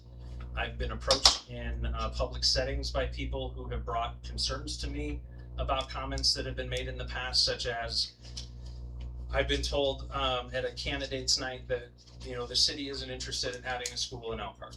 The citizens would be against having the school in Elkhart. Those are things that are brought to me as concerns from a gal who now is elected on school board. And I don't like hearing those things because it is then painted as the city doesn't have interest in having a school in Elkhart, which we do. And yeah, I've spoken with all three candidates, and yeah, I would stick with my second on Mr. Nichols at this point. And if that pushes us towards a special election, if that's what we ultimately end up doing, I'm okay with that. I can work with Tony, I can work with Ian, I can work with Cameron. I think from what I've seen and the work that I put in, the conversations I've had with our professional resources, with the people that helped the city during the rough time that had interactions, with Tony, I think I would stick with my recommendation for Ian at this time. So, Mr. Nichols, you had raised your hand briefly. I'll give you a couple seconds if you want to say anything. Yeah. I just wanted to say, I think Tony and I either of us would be a great help to the council. I don't want to disparage someone that's not here, but I do understand that this is something that is a time commitment, that if work is going to not allow you to be here for something, I understand there's extenuating circumstances. I would much rather not have a special election, but also not reach the point that where while Tony and I are here, and even though I'm newer, I've been coming and being involved with things where I can. I would prefer it to be one of us two to be there. Something I talked when I met with Johnny was I am very willing to serve in other capacities. I am willing very much so to serve in the Parks and Rec area. The area that I've been serving in the last 5 years in Elkhart has not been with city government, it's been with recreation. I've been a baseball, wrestling, basketball, and football coach. I am very much into sports and the children that are involved with it. My wife is a teacher. We love children, and recreation is something that we love for the youth. But also my wife and I, we do these sports too. We are one of the few people that are over at the tennis courts playing tennis, not pickleball. We're the ones playing tennis, diving on the cement.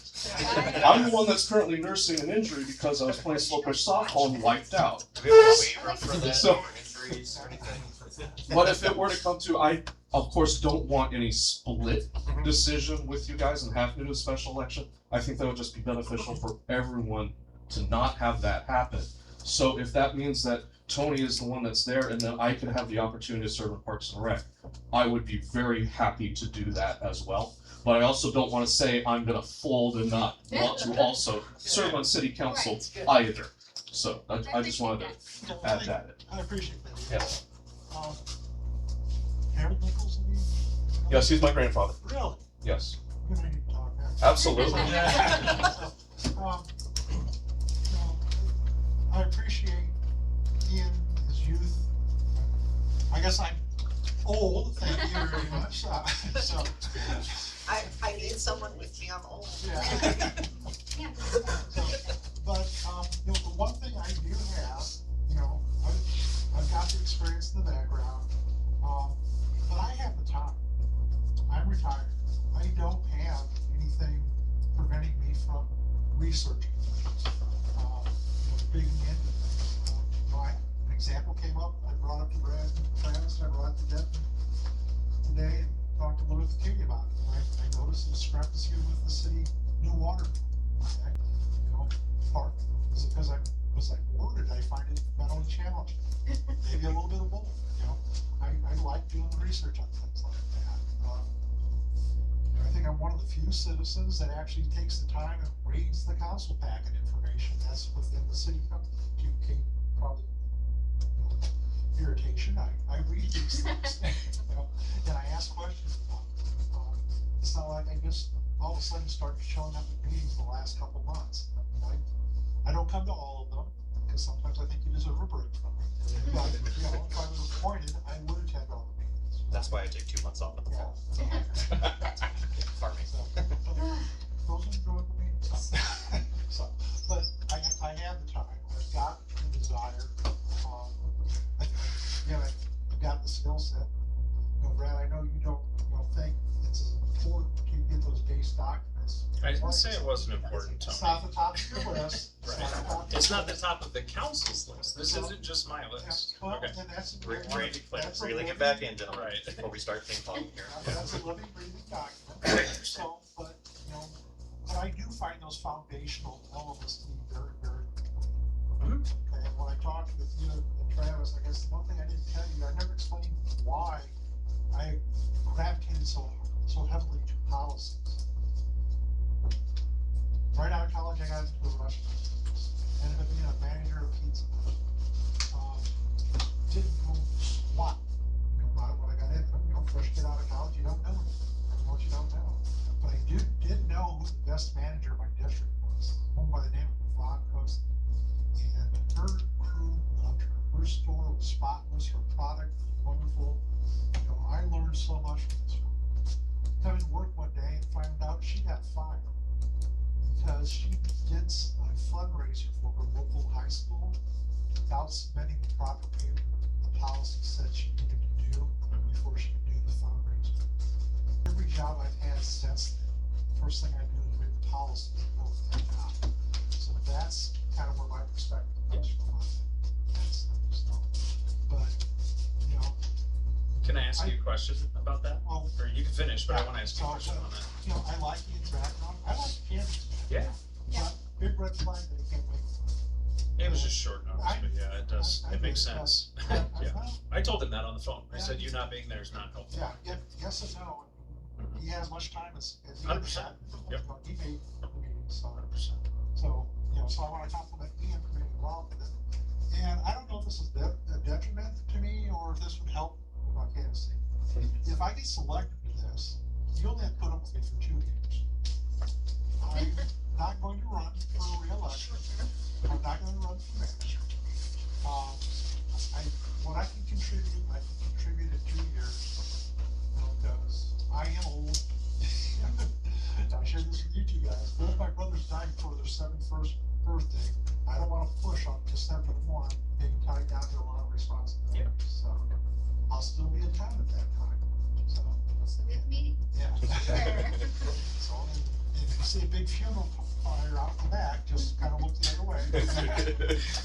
So, but I'm going to be short term. I'll be intense. I think you all know that already. But I do have the city's best interests. And like I said, my wife's going to be here after I'm gone. My youngest son will probably inherit the house and move his family. So I have an interest in what the long-term viability of the city is. And, you know, I'm a very, in my personal life, I'm a very financially responsible person. You know, and I think that's a perspective that I can bring just because I didn't have an 850 credit score when I was in my 40s. It took a while to get that built up and I learned a lot of different things. So and say, that's gonna, cost money. It's from a personal standpoint, I'm the cheapest son of a bitch you're ever gonna meet. And I look at things that cost money, and, is it a better way? What can we do to save money? If we need to spend money, we need to spend the money. But sometimes wanting to spend the money, needing to spend the money, are two separate things. And, I foresee being on votes where it's 4-1, and that's fine. But I will know I made the 4 people who voted against me think about what they voted for. So, one thing that's always bothered me on the city council is the event sheet with it. No, okay, everything's 5-0, everything's 5-0, everything's 5-0. No, let's have some discussion. And if nothing else, I can almost guarantee you that discussion is going to be happening. Couple. I do, and I guess. We'll keep it brief, just brief, not that I don't want discussion, but I think we're starting to exhaust and then counterpoint, so. Oh, no, it's not that for me. I'll be honest with you, I'm amicable to working with you, I've said that 1,000 times. My questions for you were pretty direct when it comes to this side of it. We have a staff in place that's been in place for 2 years, for the most part, or coming up on 2 years. Marissa's been here a little bit longer than that. We've talked about all the changes that took place. We've talked about the desire for audits, and we've had difference of opinion on who we should use and how all that works. That's fine. You mentioned the water billing thing to me yesterday, and you had said, hey, make sure you talk to Katie about it, right? And my task back to you was, why don't you talk to Katie, because you've done all the homework and I don't want to sell your task short. And my recommendation was to reach out to Katie to set up a time to go in to discuss it because of the workflow that they have. And I promise you I don't know the answer to this, but did you set up a time, or did you just talk to her tonight at the meeting? I saw you guys talking earlier. Did you go to City Hall? I stopped in and talked to Deb. And Katie was engaged with Polk, which I Yeah. anticipate she's going to be. Plus, I was going to talk to Deb with Marissa because I thought those were the 2 people who were the hands-on with the work, So as far as reaching out though was my point. It's respecting the workflow that comes with it, because you talked about the money earlier and being fiscally responsible. Part of that is staff time. And as a council member, I don't walk in and say, hey, I need 20 minutes immediately. It's, hey, this is Brad, do you have 10 minutes for me? And Katie has respectfully told me no many times, and we've set up a time to talk. And what I'm asking you is, if I were to motion over or vote for you, Tony, are you willing to respect that there's people have jobs and they have those boundaries and they have time, and are you willing to work with them on that? Because that's one of my concerns, is that with all the stuff you just mentioned, the intense but measured, and all of the things, part of that is, that's totally fair. We love a critical eye on things. I appreciate your honesty. I appreciate your fervor for what you believe in. I respect the hell out of that stuff, Tony, because we need that as a city. But when we have a staff that's in place and has been growing, that you've been critical of in the past, as far as the amount of money they're making and the amount of time they put into projects and their effectiveness at completing those projects, I just personally am worried that it's going to be, okay, bombard with this, bombard with this, bombard with this, and then they're chasing their tail and they're losing track of the things that the council has told them is important for the desires of one person, chasing this specific language on a specific ordinance in a specific area that isn't pertinent to a living project. So that's not a negative thing that you're doing that, but in the grand scope of things, that's what I was talking about with the respect to the team that we have in place. It's the respect of the time and the money that goes into it. So my direct question to you is, can you commit that you will respect their workflow, you will respect their priorities given to them by the totality of the council, and allow them time? Because one of the examples you gave me yesterday was that you reached out to City Hall. It took you a month and you didn't have a reply, so you reached out again, correct? And you felt, and rightfully so, you felt that the only reason why you got the reply the second time is because you reached out that second time, correct? And that's fair, okay. So now that the process is in place and we're waiting for someone to get back to us from the state to answer your specific question, are you okay with the fact that it is in the state's hands and we're waiting for their time, and the follow-up emails to them can't come every single week to get you that answer because it doesn't fall in the workflow of everything else? Well, I don't actually think it's in the state's hands. There was a state auditor that you reached out to. The state said that you guys would have to do the reconciliation, and I think you told. Yeah, they said they didn't have it in their records. Yeah, you'd have. Which, yeah, we had to talk about what Yeah. the next step Yeah. is. So then, so what but the yes, reconciliation yeah. is and all that, you're okay with that playing out, and it could take longer than you want it to. Yeah, if I, that's business one. No, that's so, fair. So here's what we're going to do, because I'm gonna reel this in, because I fear and see this going off the rails really quick and a personal back and forth perhaps. While good questions, I just feel this going back and forth. Council, I'm gonna go down the line, I'm gonna give 30 seconds apiece. Do you have any additional questions or comments for any of the candidates? Mr. Warren? No. Ms. Edler? Ms. Schaefer? No. Mr. No, Phillips? I don't think, you did a good job answering my questions, and if you're willing to respect the boundaries and things and the priorities of the council, I have no problem working with you, and I'm fine with voting for Tony, to put Tony on council. I don't want the special election.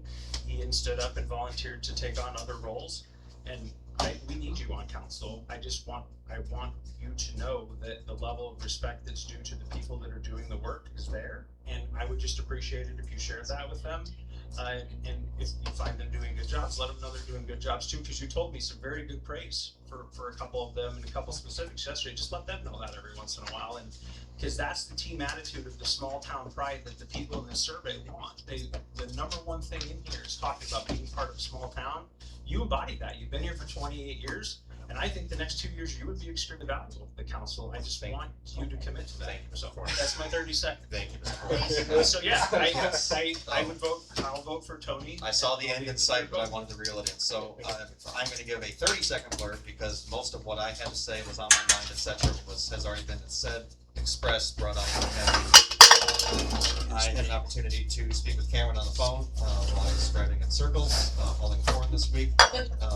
Quite literally in circles. Had the opportunity to speak with Ian in person. Mr. Hess, I apologize to you. I did not have a chance to sit with you, but I don't have a vote.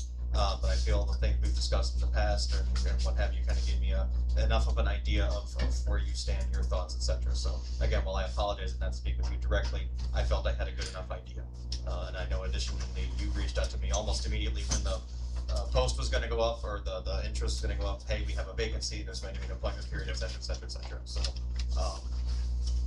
after speaking with, if you will, all three of the candidates and everything, while I do not have a vote, I echo much of what council has said. I think all three would be phenomenal. My biggest impression lay with Mr. Nichols, though, with what he said, with what he thought he could bring to the table. Everybody has said it pretty much. This is a team environment. We're not always going to agree with each other, and I know Mr. Nichols would not agree with you guys on everything. Mr. Hess would not. Mr. Weaver would not, etc. As far as the three that I know, that I've spoken with, that I've spent time with in the past, etc. My thought would be with Mr. Nichols, based off of everything I know as I sit at this table today. So again, I do not have a vote.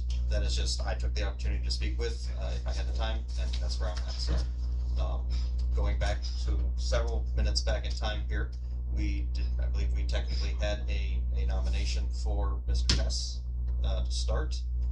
Do we want to continue with that nomination? Do we want to rescind that nomination? Where are we at? Council, this is your time. Well, procedural wise, there was a motion and a second for Mr. Nichols, so that would need a vote. And then there was no second for Tony, but I feel like you'll make one opportunity. So we would have to go through the vote on Mr. Nichols first from a procedural standpoint. Katie, is that? So, well, he did get a second first, though, so I just don't want to screw this up procedurally. I believe the official, Travis, I don't think you ever made, because I started with you down, yeah. I believe the first official from. Oh, yeah, you didn't actually motion, did you? You just said nominate, yeah, sorry. Yes. So we need a motion and a second is what we need, and then we need a vote. So if you want to make a motion and a second, go ahead. I motion to nominate Tony Hess for city council. I will second. Okay. Warnke? No. Edler? Aye. Schaefer? Aye. Fordyce? Yeah. With everything I said and the fact that I respect the opinions of everyone, and I think we could work well together, yeah, hi. I'd love to work with you, Tony. Okay. Let's just get to work. I told you 5 years ago this would end up this way someday. I wanted you to be helpful, and this is your chance, and I'm excited about it. Oh, Brad, I I thought appreciate you were you, fearful. you know, No. Mr. Nichols, stay engaged, stay in touch. Absolutely. We've got a couple other openings and boards and everything. Stephanie's literally just like Yep. one person over. Yes. I was looking forward to talking to her after everything that we Yes. talked about that I can't repeat to her. Yes. I think Jill was speaking, sorry. I just wanted to say I appreciate Brad, asking extra questions to Mr. Hess to kind of come to this conclusion. I appreciate him giving me a chance, and again, it'll be a good experience. Mr. Nichols, I appreciate you applying. I really appreciate even more that you're okay with, picking up slack that is on another, not slack, but joining another board if that's necessary. And I think it would be an amazing addition anywhere we could have you, so. Yeah, without further ado, let's roll into letter B though, as we continue on with the evening. Oath of office for the city council member, Mr. Hess, would you like to step on up here?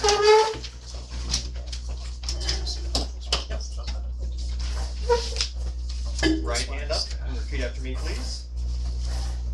I, say your name, do solemnly swear that I will support the Constitution, that I will support the Constitution of the United States I will support the Constitution of the United States and the Constitution of the State of Iowa, and the Constitution of the State of Iowa, and that I will faithfully and impartially, and will faithfully and impartially, to the best of my ability, to the best of my ability, discharge all duties of the office discharge all duties of the office as city council member as city council member for the city of Elkhart, Iowa, for the city of Elkhart, Iowa, as now as now or hereafter required by law. or hereafter required by the law. Okay, very good. All right, thank you. Thanks for cutting that. Yes, I will have you sign and make this all official post-meeting, Mr. Hess, but yes, you are welcome to come on up. Already in the house. Welcome to the big boy table. Or as Mr. Parker, God bless his rest of his soul, used to say, come on down. You're the You're the D guy now. Short term is that been? Yeah. Boy, I like it. Okay, so letter C, which I guess kind of has already been morphed into the other two, but appoint new member to Board of Adjustments. No, I'm sorry, I misread that. That has not already been taken care of. We are appointing a new member to the Board of Adjustment. There we go. We do have two applicants for that. Mr. Dan Fritz. Still here. I'm so sorry. Mr. Ron Adams. Thank you. Do we have perhaps a more brief question and answer session compared to city council, but do we have any council questions or comments for the two that are here? So just pulling up your application, you mentioned in there that you work with zoning requirements, permitting processes, municipal codes, commercial and residential construction context. From a relationship with city standpoint, tell me a little bit about like that process. Have you ever had to go to a Board of Adjustments meeting for any reason? If you haven't, that's fine. I'm just kind of curious. And like when you say you're working with zoning requirements, how do you think that from a Board of Adjustment standpoint, which is when people come to you because they're looking for a variance, speak to that if you don't mind. Yeah, I think first and foremost that the Board of Adjustment is gonna be treated with, fairness and respect to all individuals within the community. But I think enforcing the code, to the letter of the code, should be considered as well. Obviously, there's extenuating circumstances in the case. I just apologize to keep it brief. A great example is, I was working on a large commercial fencing project in Pleasant Hill, storage facility down there, and we had to get a variance to go 8 feet high and add wire, 3-string wire. So yeah, we did have to look for the Board of Adjustments there. Sure. Okay. No, I'm just kind of curious, because you've mentioned municipal codes and the requirements and things like that in here, and that is something that we've talked about at length over the last couple months, being a major focus for us. And obviously, there's reviews of codes and ordinances that need to take place and tightening up of things that need to take place. But that stuck out to me when reviewing his application from the Board of Adjustment standpoint, because the Board of Adjustments, at the end of the day, holds more power than the council even when these variances are brought forward. And hearing that somebody has had experience with that and is willing to follow the letter, the letter of the code as it's written, is very encouraging. So I appreciate that information. Council, any additional questions or comments for Mr. Fritz? Mr. Adams, did you have anything you'd like to add or say, or I've got reviewing your application? was on, mine's brief, but I was on planning and zoning in there, lived in town not very long. In there in December of 1962, so I've seen a couple changes. Been on council before into there, seen some of the codes. Board of Adjustment, I've seen some stuff done, overlooked, and nobody enforced it anyway. With Board of Adjustment, for instance, there's a garage on 126 or Walnut that was supposed to face west, and the guy went ahead and put it into the south. City did not want to do anything because he was an upstanding citizen at the time. And there's some buildings built out on the east side that did not meet with the code. They passed it and everything. I think that we're gonna have standards for one, we need standards for everybody. I realize there's some you gotta fudge on, like you said, the fencing deal into there. Maybe they've been garage issues out there, some of you may remember it, I know some of you won't. There's garage issues of where it's built over the lot line in there, and it was a royal mess for quite a while. And they had to get in, and you gotta have both sides of it. You can't really be partial, you gotta have both sides of it. Not only see what the ordinances and codes are, but watch and see what the other cities are doing too. Council, any questions, comments for Ms. Rapp? Is there a nomination or a thought, or, well, I hope there's a thought. Was there any kind of recommendation from your existing board? Just out of curiosity. Not that I'm aware of. We have 2 board members here, we consult their input. Yeah. Would council be okay with that? Yeah, I think so. I will say after being part of the board for a little over a year or 2 now, losing Travis is gonna be tough. He brought a lot of insight with zoning and ordinances and traffic study and triangles of vision, and that data alone, and having the ability to have somebody on the board that can pull that data, that knows what that data means, and the safety aspect of that speaks volumes. Like, we were able to make decisions based on the safety of people, if it was a safety related issue or not. With his experience, with Mr. Fritz's experience in codes and ordinances and dealing with boards of adjustment, Mr. Adams dealt with it as well.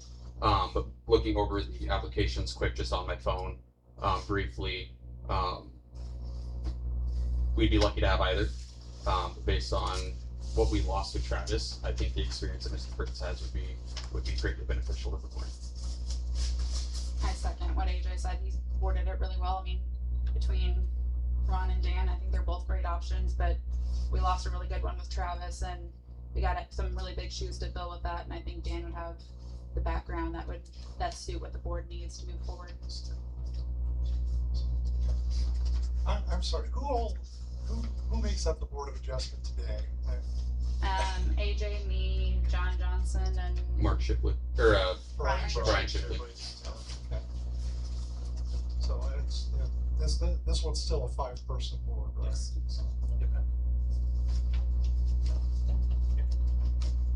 AJ, Mrs. K, thank you. Ladies and gentlemen. Yep, it is a good nomination if you don't have any further discussion. Council, take it away. I have no input, no comment, just to echo what all's been said, so. Yeah, motion to appoint Dan Fritz to the Board of Adjustments. I second your motion. Okay. This is new. Hess? I'm going to abstain from this first vote, only because I encourage Ron to apply for the position. Okay. I think abstaining is proper. That's fair. Morky? Aye. Evan? Aye. Schaefer? Aye. Orders? Aye. Okay. Welcome aboard. There's no fancy thing to read or anything, I'm sorry. Apparently Travis's shoes are very Just check your emails about every 6 months. His ego has really struggled tonight. He's in a hard spot. Letter D, discussion and possible action regarding waiver of November 2025 utility late fees. There we go. Words are hard once again. So, this was an additional, a few additional accounts that did not make the cutoff of the last waiver that you approved.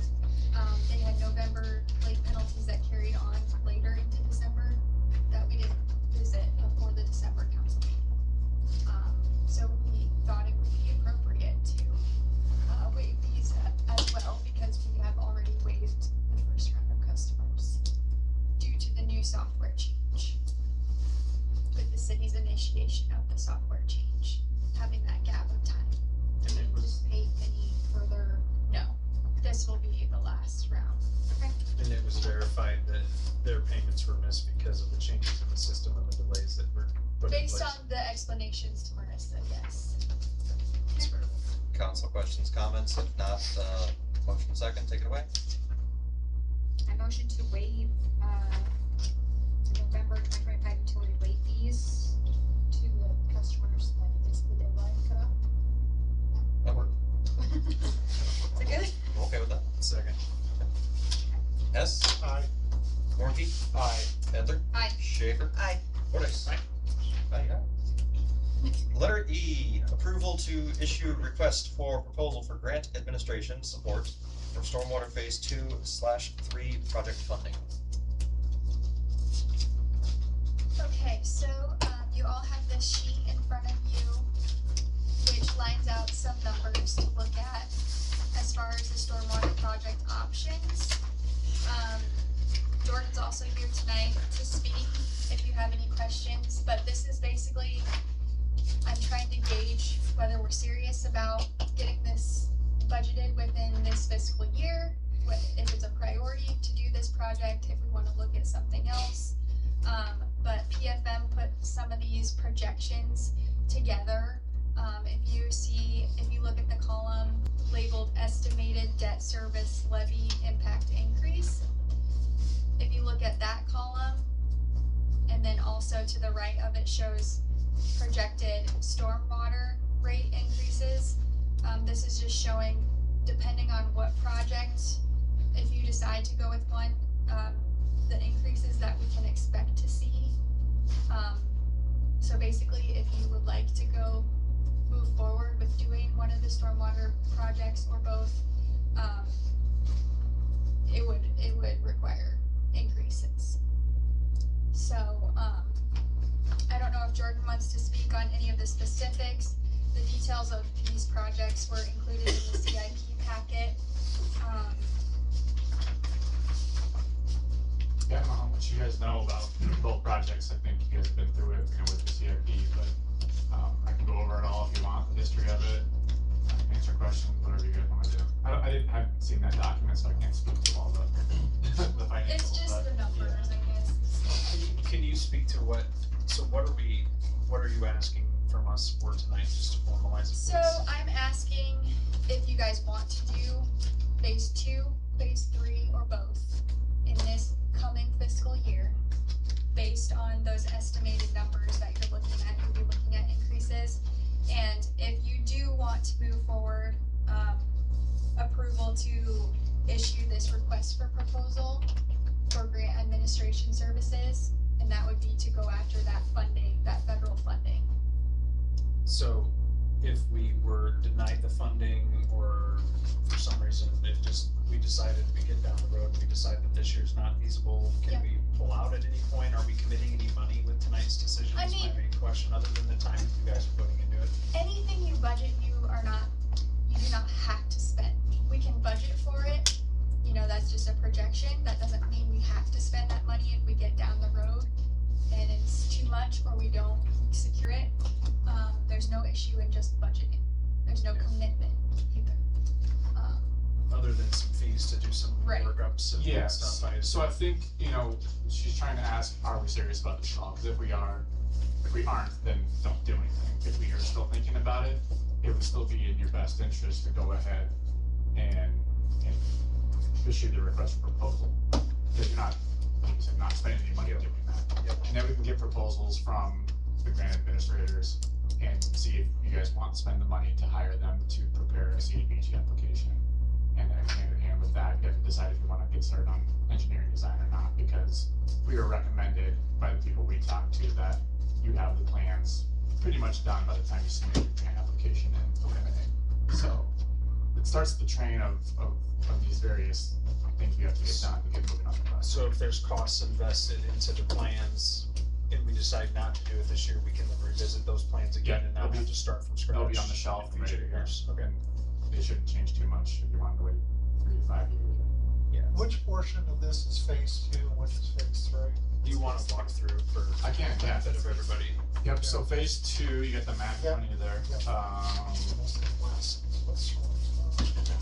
Oh, The sure. Greenwood one, I think, is phase 3. I don't know if I have all. I got it, the information. Yeah, Okay. Grant Street.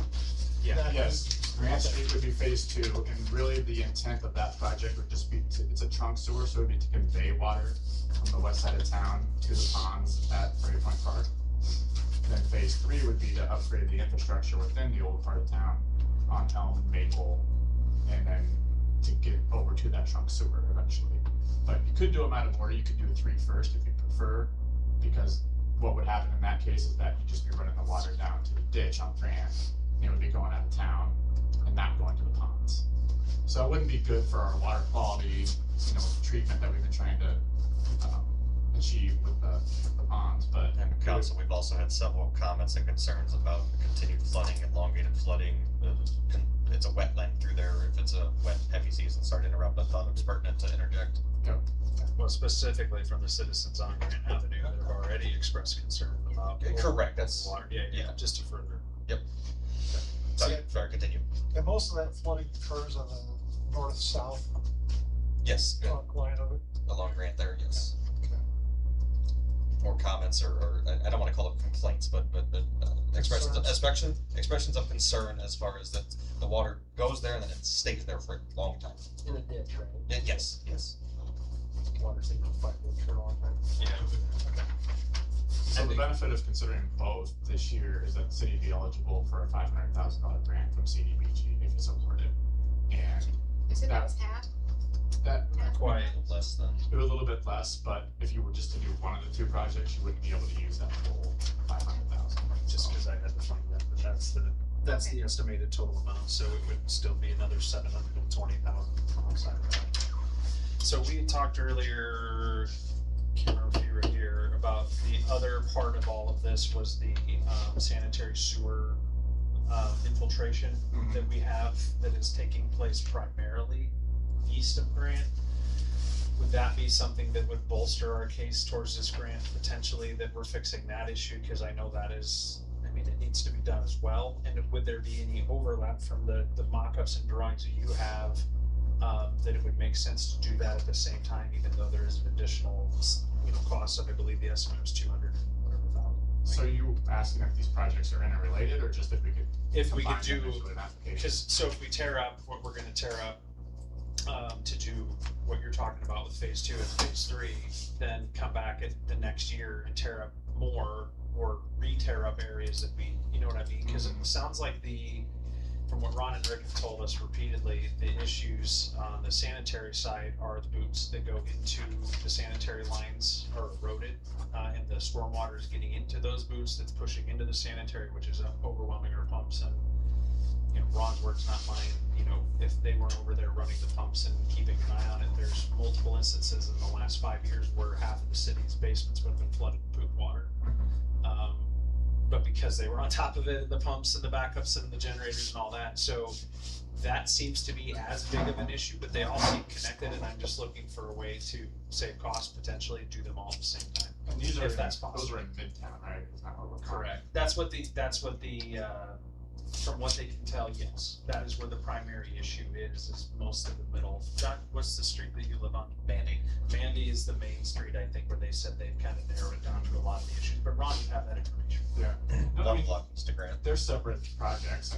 One of them is sanitary sewer and one of them is storm sewer. And but they don't marry from a if financing. we relieve the storm sewer on the west side of town, it really wouldn't have any impact on the infiltration going from the sanitary sewer into the town. Okay. Now, if that's a priority though, you might be able to look into getting CDBG funding for that, but I haven't put any kind of cost to paper yet on what that project would look like, so. Okay. So- that's fair. In looking at this map, it looks like for phase 3, it goes not quite as far west as it's towards the railroad tracks. So as there's more construction done west of Washington, out to the industrial park of that, will that eventually have an impact on, does any of that water get moved this direction to get down? No, I think there's some drains there just to the west of the railroad tracks that come over, but as you go further west than that, we wouldn't anticipate that flow coming through the same system. Okay. We just would just be sized just to get up to the railroad tracks basically. Okay, because I see a little green dot on here, I think it represents that intersection down there. I know that retains water during a heavy thunderstorm too, so I didn't know if there was any other flow west of here that needs to be accounted for that's not, that would be a future road, phase 4. That could possibly have added on in the future. I mean, it would be looking at, because there's more existing lines that connect to this that aren't on this map that we could, potentially expand into. Is the flow of what he's talking about west, do we know, you can look into it and get back to us, sure, because it's on the spot. Does the flow of that water go that way, or does it go that way down the ditch? I'd have to go back and look at that. Because But I it know all there's comes this way eventually. Right, You I'm don't just know kinda the curious size, from the pure flow of it, because I have a feeling of which way it goes, but you Yeah. guys have all the details. It's all in the study, we did half a dozen. I'd wanna look at that as well, because if we're gonna pick up extra water coming this direction, and then it gets in here, and then it overwhelms the system, cause there could be a lot of pavement west of here. in there. Now, Just to look down. yeah, absolutely. Yeah, and if we get into design, we can look at all this stuff. Yeah. So we're making an investment into the design is essentially what he's talking about, which gives us the ability to apply for the grant, which gives us the ability to alleviate the cost. But that is then committing to the totality of the $1.2-ish million project to begin in July-ish of 2026, correct? Because it would be the 2027 budget, or when would the start date for all this? If we're awarded in May, Does it take 2 years to get the funding, 1 year? What's the? If we get awarded in May, it's a project we could probably start late this year, weather pending, of course. Okay. If it doesn't get awarded to October, because there's 2 opportunities to apply for the CDBG, it would be next year project before it would start. So either way, it's probably not ending until next year. So from a budgeting standpoint, Katie, what budget would that fall under? probably both. Okay. 27. Okay. Yeah, that was gonna be my next question. And then that would eliminate or cause a refocus on the other projects that we ranked on the list, and with Mr. Hester and the council, we need to put him through that. Well, hopefully you volunteer to go through that exercise to rank some of those projects as well for your opinions, because to get everybody's input, Travis, it'd be good to run him through the paces on that as well. Something like maybe we did back in November to get their input on the projects rankings now, because the projects rankings we did in November. I think Travis did them in November, I can't remember. The CIPs? No, oh yeah, he just did the new one Yeah. tonight, right, so Yeah. yeah, we need to put Tony through that pace as well, at some point soon. And then maybe, that would give us an idea of what other projects we could either put on the back burner or whatnot, because the cost of tax levy increases and the cost of the, stormwater and all that, it's not nothing. Right. And we haven't raised the tax levy for 3 years, which is great, but also this is a pretty big capital project, so what do you guys think? I don't know. I feel like if the grant's coming available, that maybe we need to reach out and try to take advantage of that. But I know it's a lot of money. That's something we can afford to do anyways at this time. Yeah. I guess, The levy would be going up regardless, well, I shouldn't say regardless. how much, if we got the full grant, how much money, additional money, then does the city need to provide to finish that? Is that the? Depends which option we Good. select, but if you're looking at doing both phases at the same time, I think it was 700. It was 1.220 for both phases, less the $500,000 grant, was what I believe, but So yes, 720,000. 720,000 Okay. to do both. And then in the CIP, I don't know where you're at with that. I mean, where are we projected at for what available funds will we have? I mean, is that a check we need to write all in 2027? Does that get spread out? I mean, how do you service that debt? Are we gonna do bonds? Our existing debt, yeah, there's a couple that we levy for, but it's already included in all of our models. Yeah. And she put so our projected debt service levy is 1.19845, the way it is now. Okay. So you'd be adding, that column, either the 114 or the 141 to that. Depending on how far out we split the financing between 15 and 20 years, is that what you're saying? Correct. Or she said, if you only wanna raise the levy by 50 cents instead of a full dollar, then you can make that up in the rate schedule. So, Just FYI, at some point in the near term, if you guys could get like a primer put together for me on what the different things that are going into the budget, I'd like to review that, so. yeah, we have our budget meeting next week actually. Right. So, I'd like to do some homework beforehand, so. okay. Yeah, I'll try my best. I only got 3 days left this week, but. So I'd like to get my teeth dug into that sooner. Yep. Prior to that meeting if possible, so. Okay. If it's possible.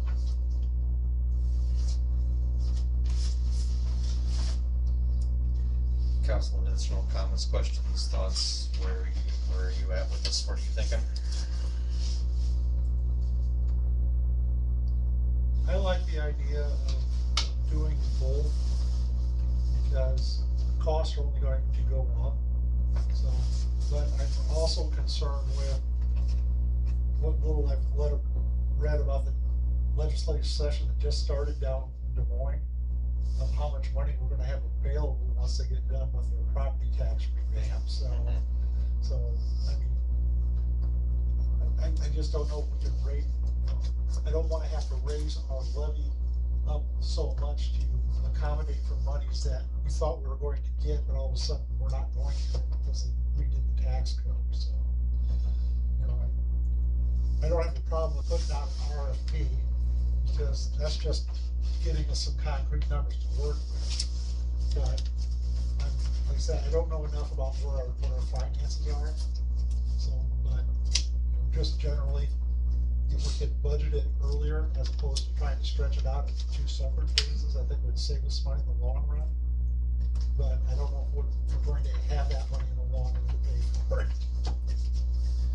Katie and Deb working on this, what would your recommendations be to council as far as plan of action? Are you interested in the RFP route to try to get the grant, or do you guys, what do you think?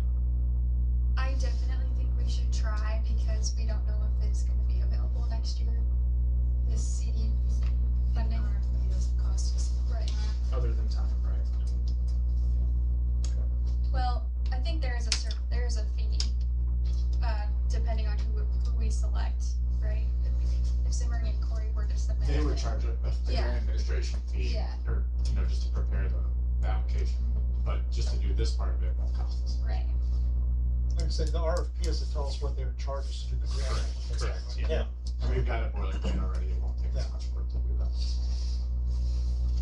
I'm fine with moving forward with the, issuing the request for proposal, for phases 1 and 2, or sorry, 2 and 3. We already did phase 1, I don't want to buy that again.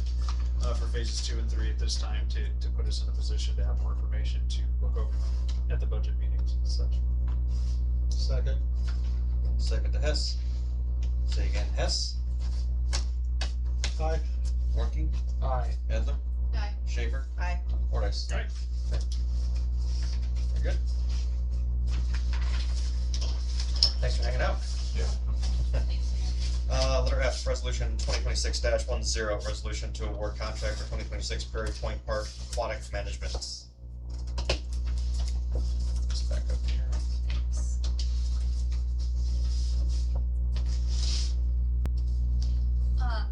Yes, so this is to prepare for the upcoming year for Prairie Pointe Park ponds. We experienced a lot of vegetation this past year, not really knowing that that was all going to pop up like it did. So we're gonna get a plan together for this year. There's 2 bids submitted, Aquatic Control and Iowa Pond Guys. I am recommending we approve the lowest bid. Both vendors were vetted and we received positive references from the DNR. And this contract work would be April through October of this year. So, what put this on the purview was complaints, seems like a strong word, but complaints about access to the fishing, the amount of weeds in it, the damage that could be done, and going back through some of the Prairie Point Park preparations and, information that was available back then, this wasn't something that was thought of as potentially an issue or potentially upkeep, and we don't possess, you know, the mowing equipment and the trimming to get up around some of the taller, brush around the outsides, and, you know, people are letting us know we're making it prohibitive using, you know, the fishing ponds, so. Is it native grasses that were planted, or is it like? It's all the really tall, hard stuff that makes it so you can't walk down there. It's the best way I can and say it's it. in the middle of And the then the pond. stuff that's in the middle as well. So native grasses shouldn't be. No. Yeah, right. it's affecting the Correct. fish population too. Okay. So we need to make sure their habitat stays clear. And that There just makes wasn't a it good plan in place for Yep. maintenance. Okay.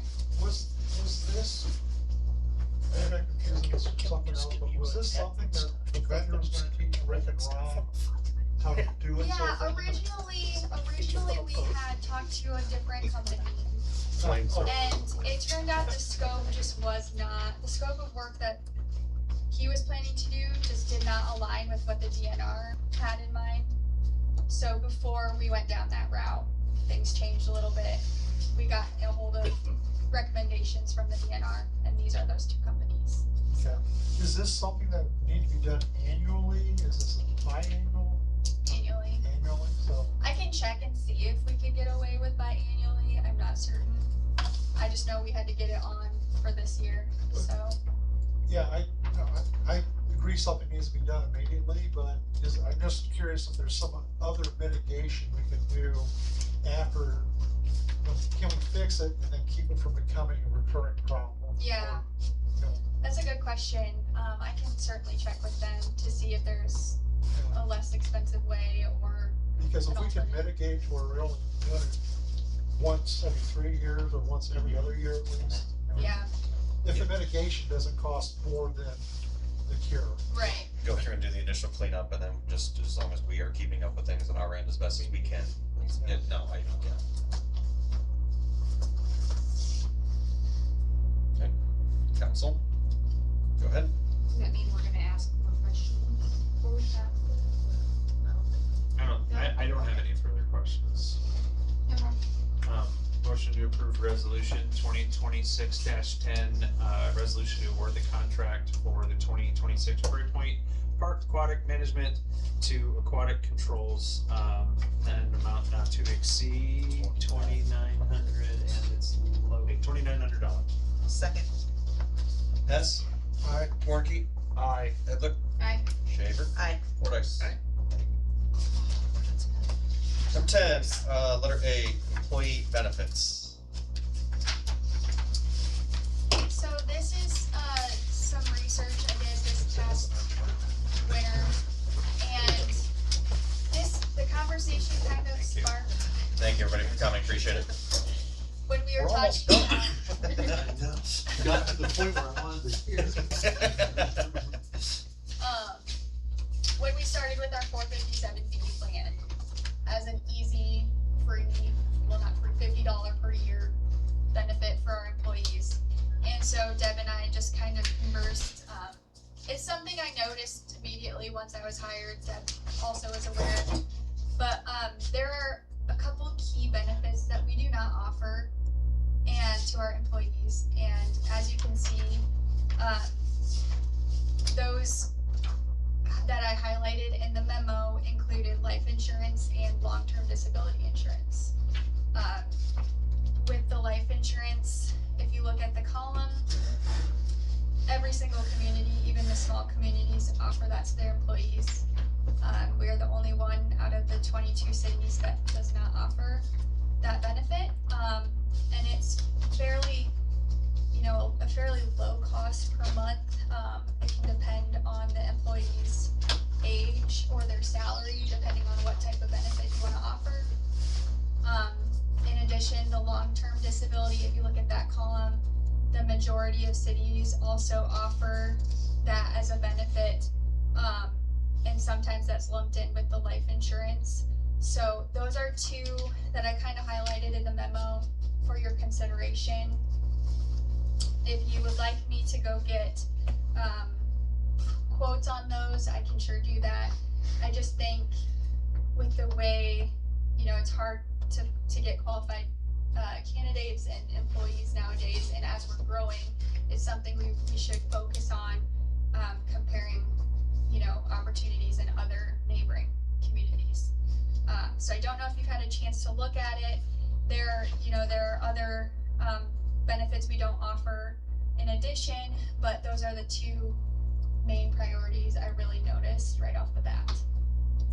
So a little bit of historical. You may be asking, why don't we offer life insurance? So when I was helping at the end of 2 years ago, trying to figure out benefit stuff because payments were due and we didn't have a city clerk during that window, and speaking with the actual insurance company and all of that, her feedback to me at the time was, we were told to just do whatever and pick the cheapest thing, and that's what we've always offered. And so that was essentially our insurance person's opinion of what our city was offering. So the fact that those things were oversighted and never put into place seems to just be a lack of thought that going into it. And at that point, at the end of that year, to maintain benefits for Ron, Rick, and Marissa at that time, our 3 full-time employees, we just said yes, and let's keep doing what we're doing, and we got the check, and we got the approval from council, and it was paid. So I think this is a good starting point for some critical thought into that. Ron and Rick, in conversations with them, obviously they'll tell anybody who talks to them, you know, they don't plan on working forever. They will need a third full-time person at some point. We've talked about potentially different roles as opposed to a third full-time person. But as staff turns over, as people move on to different opportunities, we do need the ability to offer, I would call it, extremely standard things in our policies. I would like to see the cost, I think, before, you know, I guess because we're not making a decision on whether or not to offer these things tonight, but if you would be willing to prepare a cost table, I would love to take a look at that and make some considerations, and maybe we can't have them all tomorrow, but maybe we can slowly add things in as time goes on. I don't know. We can decide that as a group. So I would be in favor. Tomorrow, there's no way tomorrow. Touche. Or next week. So if you can provide us some cost estimates, I would like to look at those and leave it to you guys to decide what. Yep. On those 2 benefits? Which ones do you think are the most important, Katie? Life insurance and long-term disability. And I think long-term disability is extremely relevant to our public works folks, as well as they're out there doing things that can cause. So for those types of insurances, is there a consortium that we could be part of the pool of coverage that, you know, with the other cities that we can buy into? I don't know if that's available for life insurance. I know like liability insurance, we're part of ICAP. Okay, so I didn't know if there was a similar. I'm not aware of one. Okay. If you want to look into that, Yeah. that'd be great. Maybe this league would know. And then, so were you thinking like for life insurance to be equal to an annual salary that the city would provide? What dollar amount of life insurance do you think, or basic salary? Yeah, you know, that's the common one, but I also see a lot of $50,000 terms. Okay, and then, my experience with these types of insurance, the plans that I was always had available to me, they usually had a feature where I could buy additional coverage, where you're going to be looking to see Yeah, get that most in. of them do have that option with the employee that can pay in. Yeah. So, because if we're gonna do it, I'd like you guys to have the option to up your coverage. Yeah, definitely. Yeah, there's the numbers. Okay. Good. If that's all, on to letter B, fiscal year 27 budget discussion.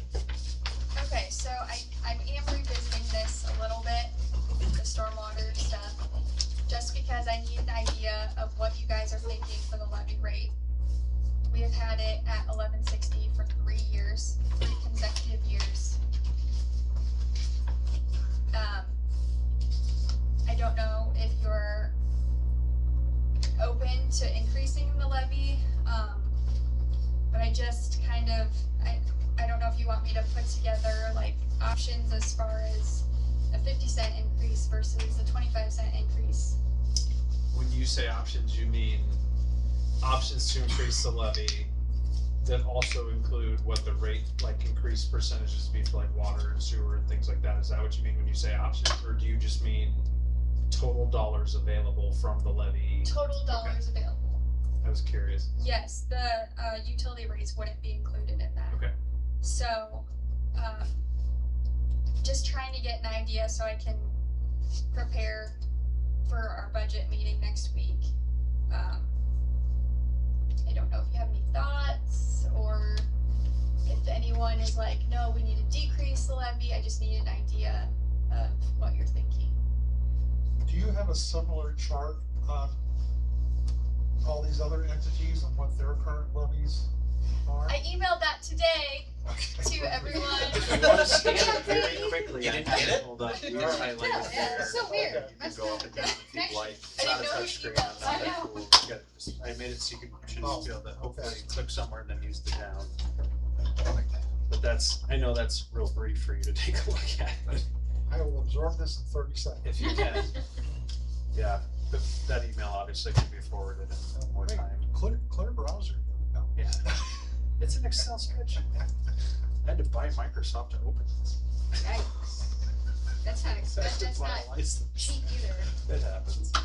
I'll use it for other stuff. Everything else is on Google Docs nowadays. Right? Yeah, no kidding. Or you could do Edge. Overall thoughts, council, as far as just initial city opinions of thoughts while Mr. I'd Hess like kind to see some digests. options and how it Middle. affects us. We're But I'm very new, so I don't know as pretty much low Yeah. relatively. about Like, that. you mean how it affects us as far as like a median house Yeah. bill? And it has Yeah, I can do population. that. Yeah. Are there certain Once you get your increments that you city guys would like to set up, see? she can send that. Craig will take care of it tomorrow. Is there like a cap where you're like, no, we do not wanna go past? No. I don't have it. Okay, well, I can just, yeah, I can put some options Yeah. together. Is there a cap you would like to see? No, I mean, looking at this chart, Tony, scroll back over to the right really quick. There are some that are at 30. We're at 11.6. There are some that are at 7.4. Yeah, we not moved to LK. Correct.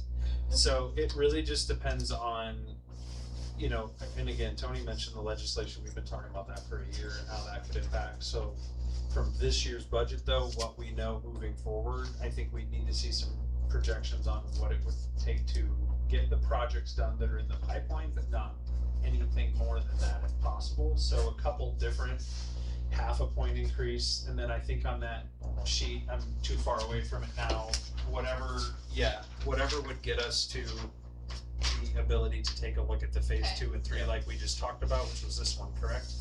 Which would take us to 1274. Yep, Is that what that's that would right. be? Yep, that math. So yeah, if you could look at those options, maybe getting us halfway there and then all the way there, and then when we talk to Matt and he brings in that chart that always details what the rate increases would be based on all that, that would be good to kind of take in totality. So 1274 is like the top. That would be what we would need to do phases 2 and 3 Yeah. like we just talked about.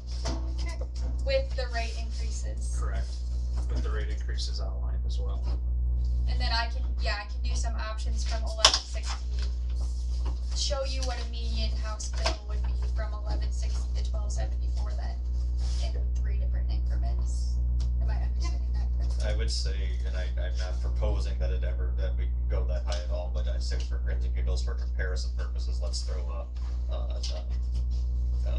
13 number in there somewhere. Okay. Just to compare it to 13. Instead of capping at 1274, Oh, okay. go ahead and jump up ahead of where we actually do the hit, Make so we know what it that looks like. 13 even, make it 13.2, somewhere in there, just for grins and giggles. Again, I'm not at all proposing that we do that, but just so we can I think accurately. it helps to see it. Exactly, we can accurately compare and we can see everything, so. I will need a decision on Of course. Tuesday night. Okay. Okay. Just because I need to make sure that we get our So levy hearings. the bottom chart that she sent out was Polk County. The Yes. bottom of the chart. We're currently at 11.6. If we moved it to what she just suggested, we would be the 3rd highest in Polk County, just behind Windsor Heights and Des Moines.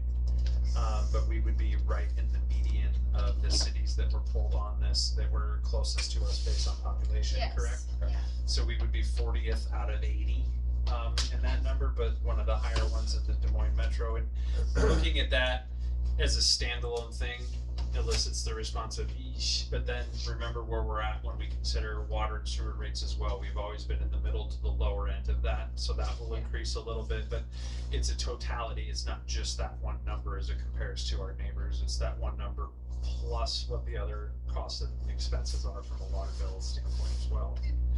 But we have to look at it somehow, and she needs a target to shoot at to get us the data we need. Cost of living's high and going up. We want things to not flow in the wrong directions. I think it's pretty impressive that the rate has been, kept the same for 3 years. That's for a growing community. Well, we went from, that must be tough. We went from project to like, holy cow, stop. We gotta look at this and think about this. And that's something I've been really impressed with this through the last 2 years, is our ability to really consider these things before raising or asking for any more money from our citizens. Yeah, because, well, we are the citizens as well, because that'd be coming out of our pocket. That's something to make sure that we capture and maintain, is that this would impact all of us, not just, everybody on the other side of this cable, so to speak. So, I'd love to see it stay at 11.6 or lower forever. That's not a reality, unfortunately, nor do I wanna see it go to 13-something% like I proposed or higher. But we have to make sure that to do the things that we wanna do, to have the things we wanna do, to make sure that the stuff flows where it's supposed to flow. And I look at you because that's part of your job and what you do and deal with, but we gotta make sure that we do it appropriately and diligently to make sure we have the funds available to do these things. Some of the proposed changes that could be coming with this session are pauses essentially on property taxes for people over a certain age, and yeah, congratulations. Correct, and then caps on different portions of it, and looking at some of the data that Snyder pulled, again, 10% of the population replied, but that showed that 64% of our population is in that working demographic age, so we would have to account for roughly a 35%, you know what I mean, part of our population wouldn't be contributing property taxes anymore, and how would that, it'll be capped, sorry, yeah, it won't increase, so. Well, along with that, do we track how much more assessed value is coming on each year as? PFM tracks that, yeah. Okay. This is our first year, I believe it was negative. Remember, wasn't that the assessed value, or was that? Oh, that was last year. That was last year, because of all the abatements that had kicked in. Right, so but those abatements are going to expire. They will, so that'll slowly grow. We should be hitting some that are expiring this year, though. I think Matt will provide that as the answer, I can. Okay. As far as revenue growth though, I can see with the new valuations that we hit about almost 12% revenue growth, so that's good. Compared to a lot of cities. Yeah. Right, well, that's why you're doing the build. Correct. Right. So yeah, if you wanted to shoot, are we Yeah. good with that being the 12.7-ish target that we talked about just a second ago? Katie wrote it down. 12.74. And then I have a 13, then I'll do some lower. Yeah, and see what it would take, and then, it'd be great, we'd love to take a look at that, thank you. Okay. Very good, on to number 11, reports of elected officials, city staff, and standing or city committees, as I always like to joke and say, with Mr. Kappas in attendance, so. I'm gonna go down the line. Mr. Hess, I'll give you an opportunity, even though you're here for 38 minutes. Is there anything that you would like to say or have, or not that you have anything official? I just need to know what my committee assignments are for sure. Yeah, that would be, you would be with, fire, so anything emergency response related, E911, Polk County Emergency Management. I was just writing that note down. Fire department, yes, again, emergency stuff. Mr. Drey is the primary on all of those. You'd be the appointed counselor or the alternate member, so, I'm sure you're familiar with Mr. Drey. Katie will work on. Just those two? 3, fire department, Polk County Emergency Management, and E911. E911. Yes. And Katie will get your email set up with Craig as soon as possible. Just FYI. Yep. Alright, and then Katie, will you be the one, what do I need to do? I know there's a requirement that was passed last legislative session, I need to attend Oh, yeah. training. Yep, I'll send all that to you. Yep. Yep. Oh, very good, thank you. Mr. Warnke, anything from you, anything new to bring to the board or to the council or anything, updates? I highly doubt it, but I'm just going down the line here. No, that is noted. Very good. Maybe next time. Thanks for being here. Yeah. Happy to be here. Ms. Esther. Yeah, so, Metro Waste Authority didn't meet before we had our meeting last month, so I've met with them since then, and they haven't met yet this month, that's tomorrow. So, but I do know, and Katie put this in the city update, that the, recycling fees are gonna increase on July first. They're about 14 cents, per household per month, so it's going from $4.64 to $4.78 a month. And then the city will modify the recycling ordinance to show that. And make it pass through, yeah. Yep. Okay. And cemetery has not met, since last week. That's when cemetery? February, probably May. That's what I thought. Or February. February. It might be February. Okay. Next month, I'll have something for you. Okay, very good. Ms. Schaefer. Parks met, as we discussed, we've got an open spot, we would like to fill, so, if you're interested, let us know. And we've got another puzzle palooza coming up, that's shown a lot of positive feedback, so we're gonna keep rolling with those, still looking at more opportunities to increase recreational, enjoyment in town, and working really hard. I'm really impressed with that team in general, working really hard at building a good skeleton plan so that, again, much like what we're trying to do with longevity, same thing on there, and just building a system that lasts beyond the people that are sitting at that table. So super impressed with them. They're putting a lot of good ideas together, and I expect really, really good things out of that team this year. It's gonna be good. Very good. A little frustrating, but we can't do something. Yep, have you hold off till the end here, Ian, we're almost done here. Nothing, I don't wanna say nothing, but, some events have had me on the phone with our city attorney a lot lately. I'm glad we had that discussion last week. I deemed it appropriate to do it then versus, carrying over this council meeting. You had an update from Craig today about the procedures and SOPs for the. Yeah, correct, exactly, cause I had forwarded on that on to you, just, we were discussing it earlier. Update, as I mentioned, council is gonna reach out to our IT guy as far as if there is a need for an employee being removed, terminated, voluntarily quitting, what have you, how quickly could we get things shut off, turned off, access removed, et cetera. I got some information back on that today, so I can forward that along to you if you guys are interested in it. If not, we can work on baking it into a policy standpoint as well. Katie, I'll forward that on to you just so you're aware of it. I will not be here next week for your two separate days, right? Two different meetings. Monday, Tuesday? Monday, Tuesday. Yep. I'll send that to you. Yep.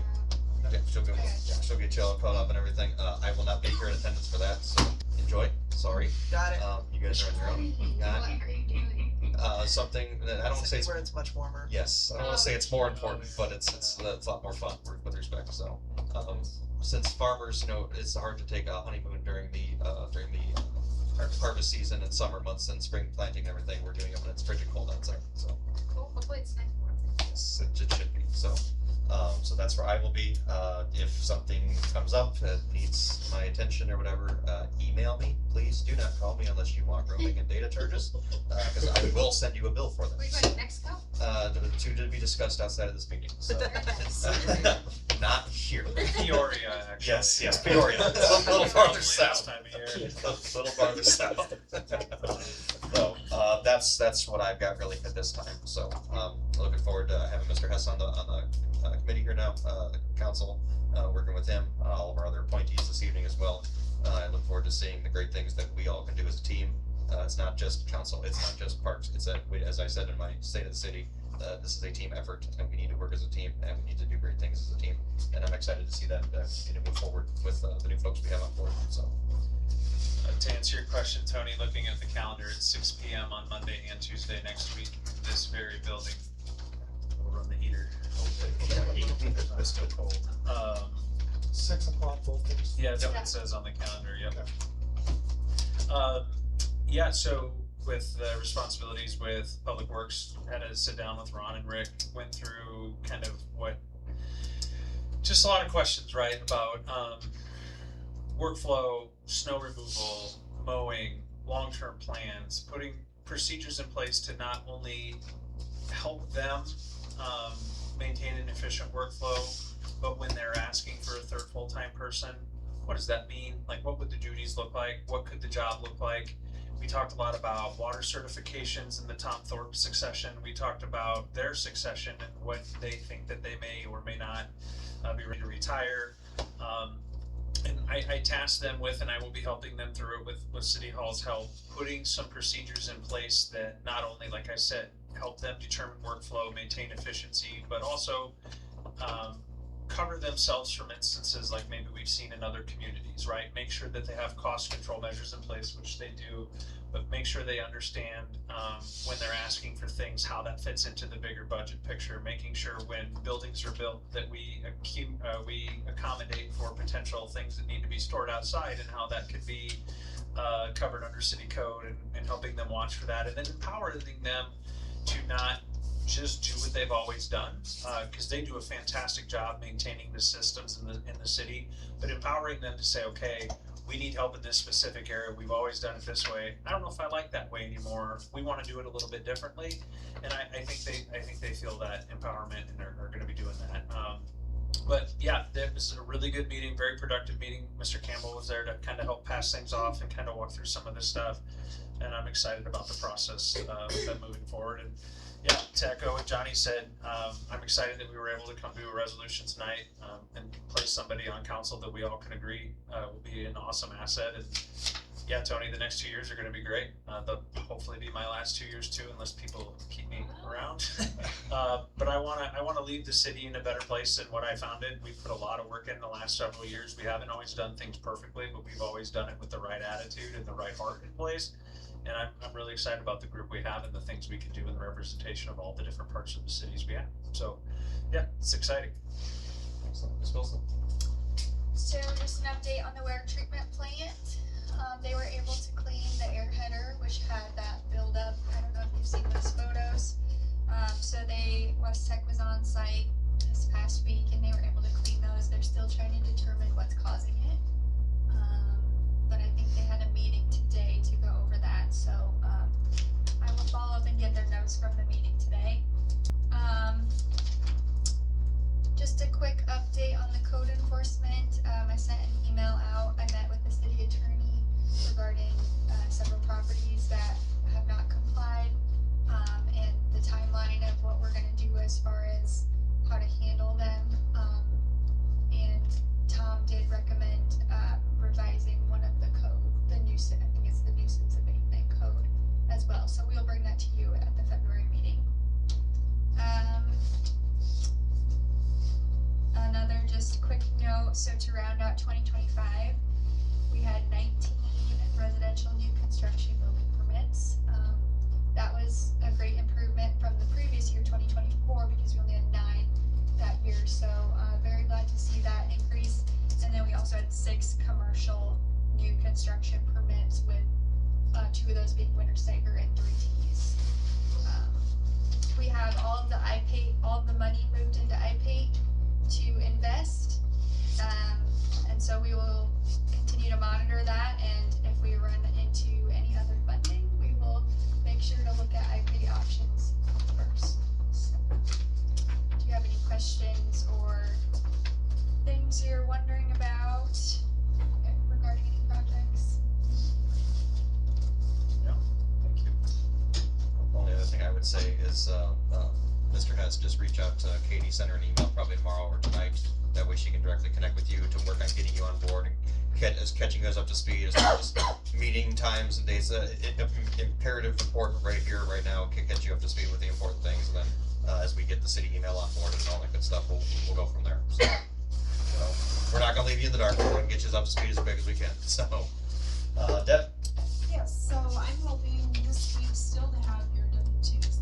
It's been many nights going on. Running out of time. The IRS did. I know. No, very good. Mike, anything additional from you? No. I didn't figure, but I always like to turn it in. So, glad to have you here. Okay, no, that's really all I had. I think that's it. Brings us to, before I say it, number 12 though. Thank you guys. I know this one was a longer meeting with the 2 of them back to back. I apologize for that, but I think we had a great discussion. I think a lot of things that need to be brought to the table, brought to attention and hashed out, so, great meeting. Thank you guys for all being here. As we go through the next couple months of the 6:30 meetings, give me some feedback if you like it, if you hate it, if we should do anything different or change it. This is my recommendation. You guys were on board with it, so we did it. Well, it was But- 5:30 tonight, so. That was a special meeting, We the didn't get a regular trial meeting. run at 6:30. So, you get my point though, so, just as some feedback, so, no, thank you guys very much. Without further ado, I don't think there'll be much discussion here. Number 12, adjourn, motion second. Motion to adjourn. Second. Hess, Warnke, Edler, Schaefer, Fordice. Aye. Motion carries, thank you.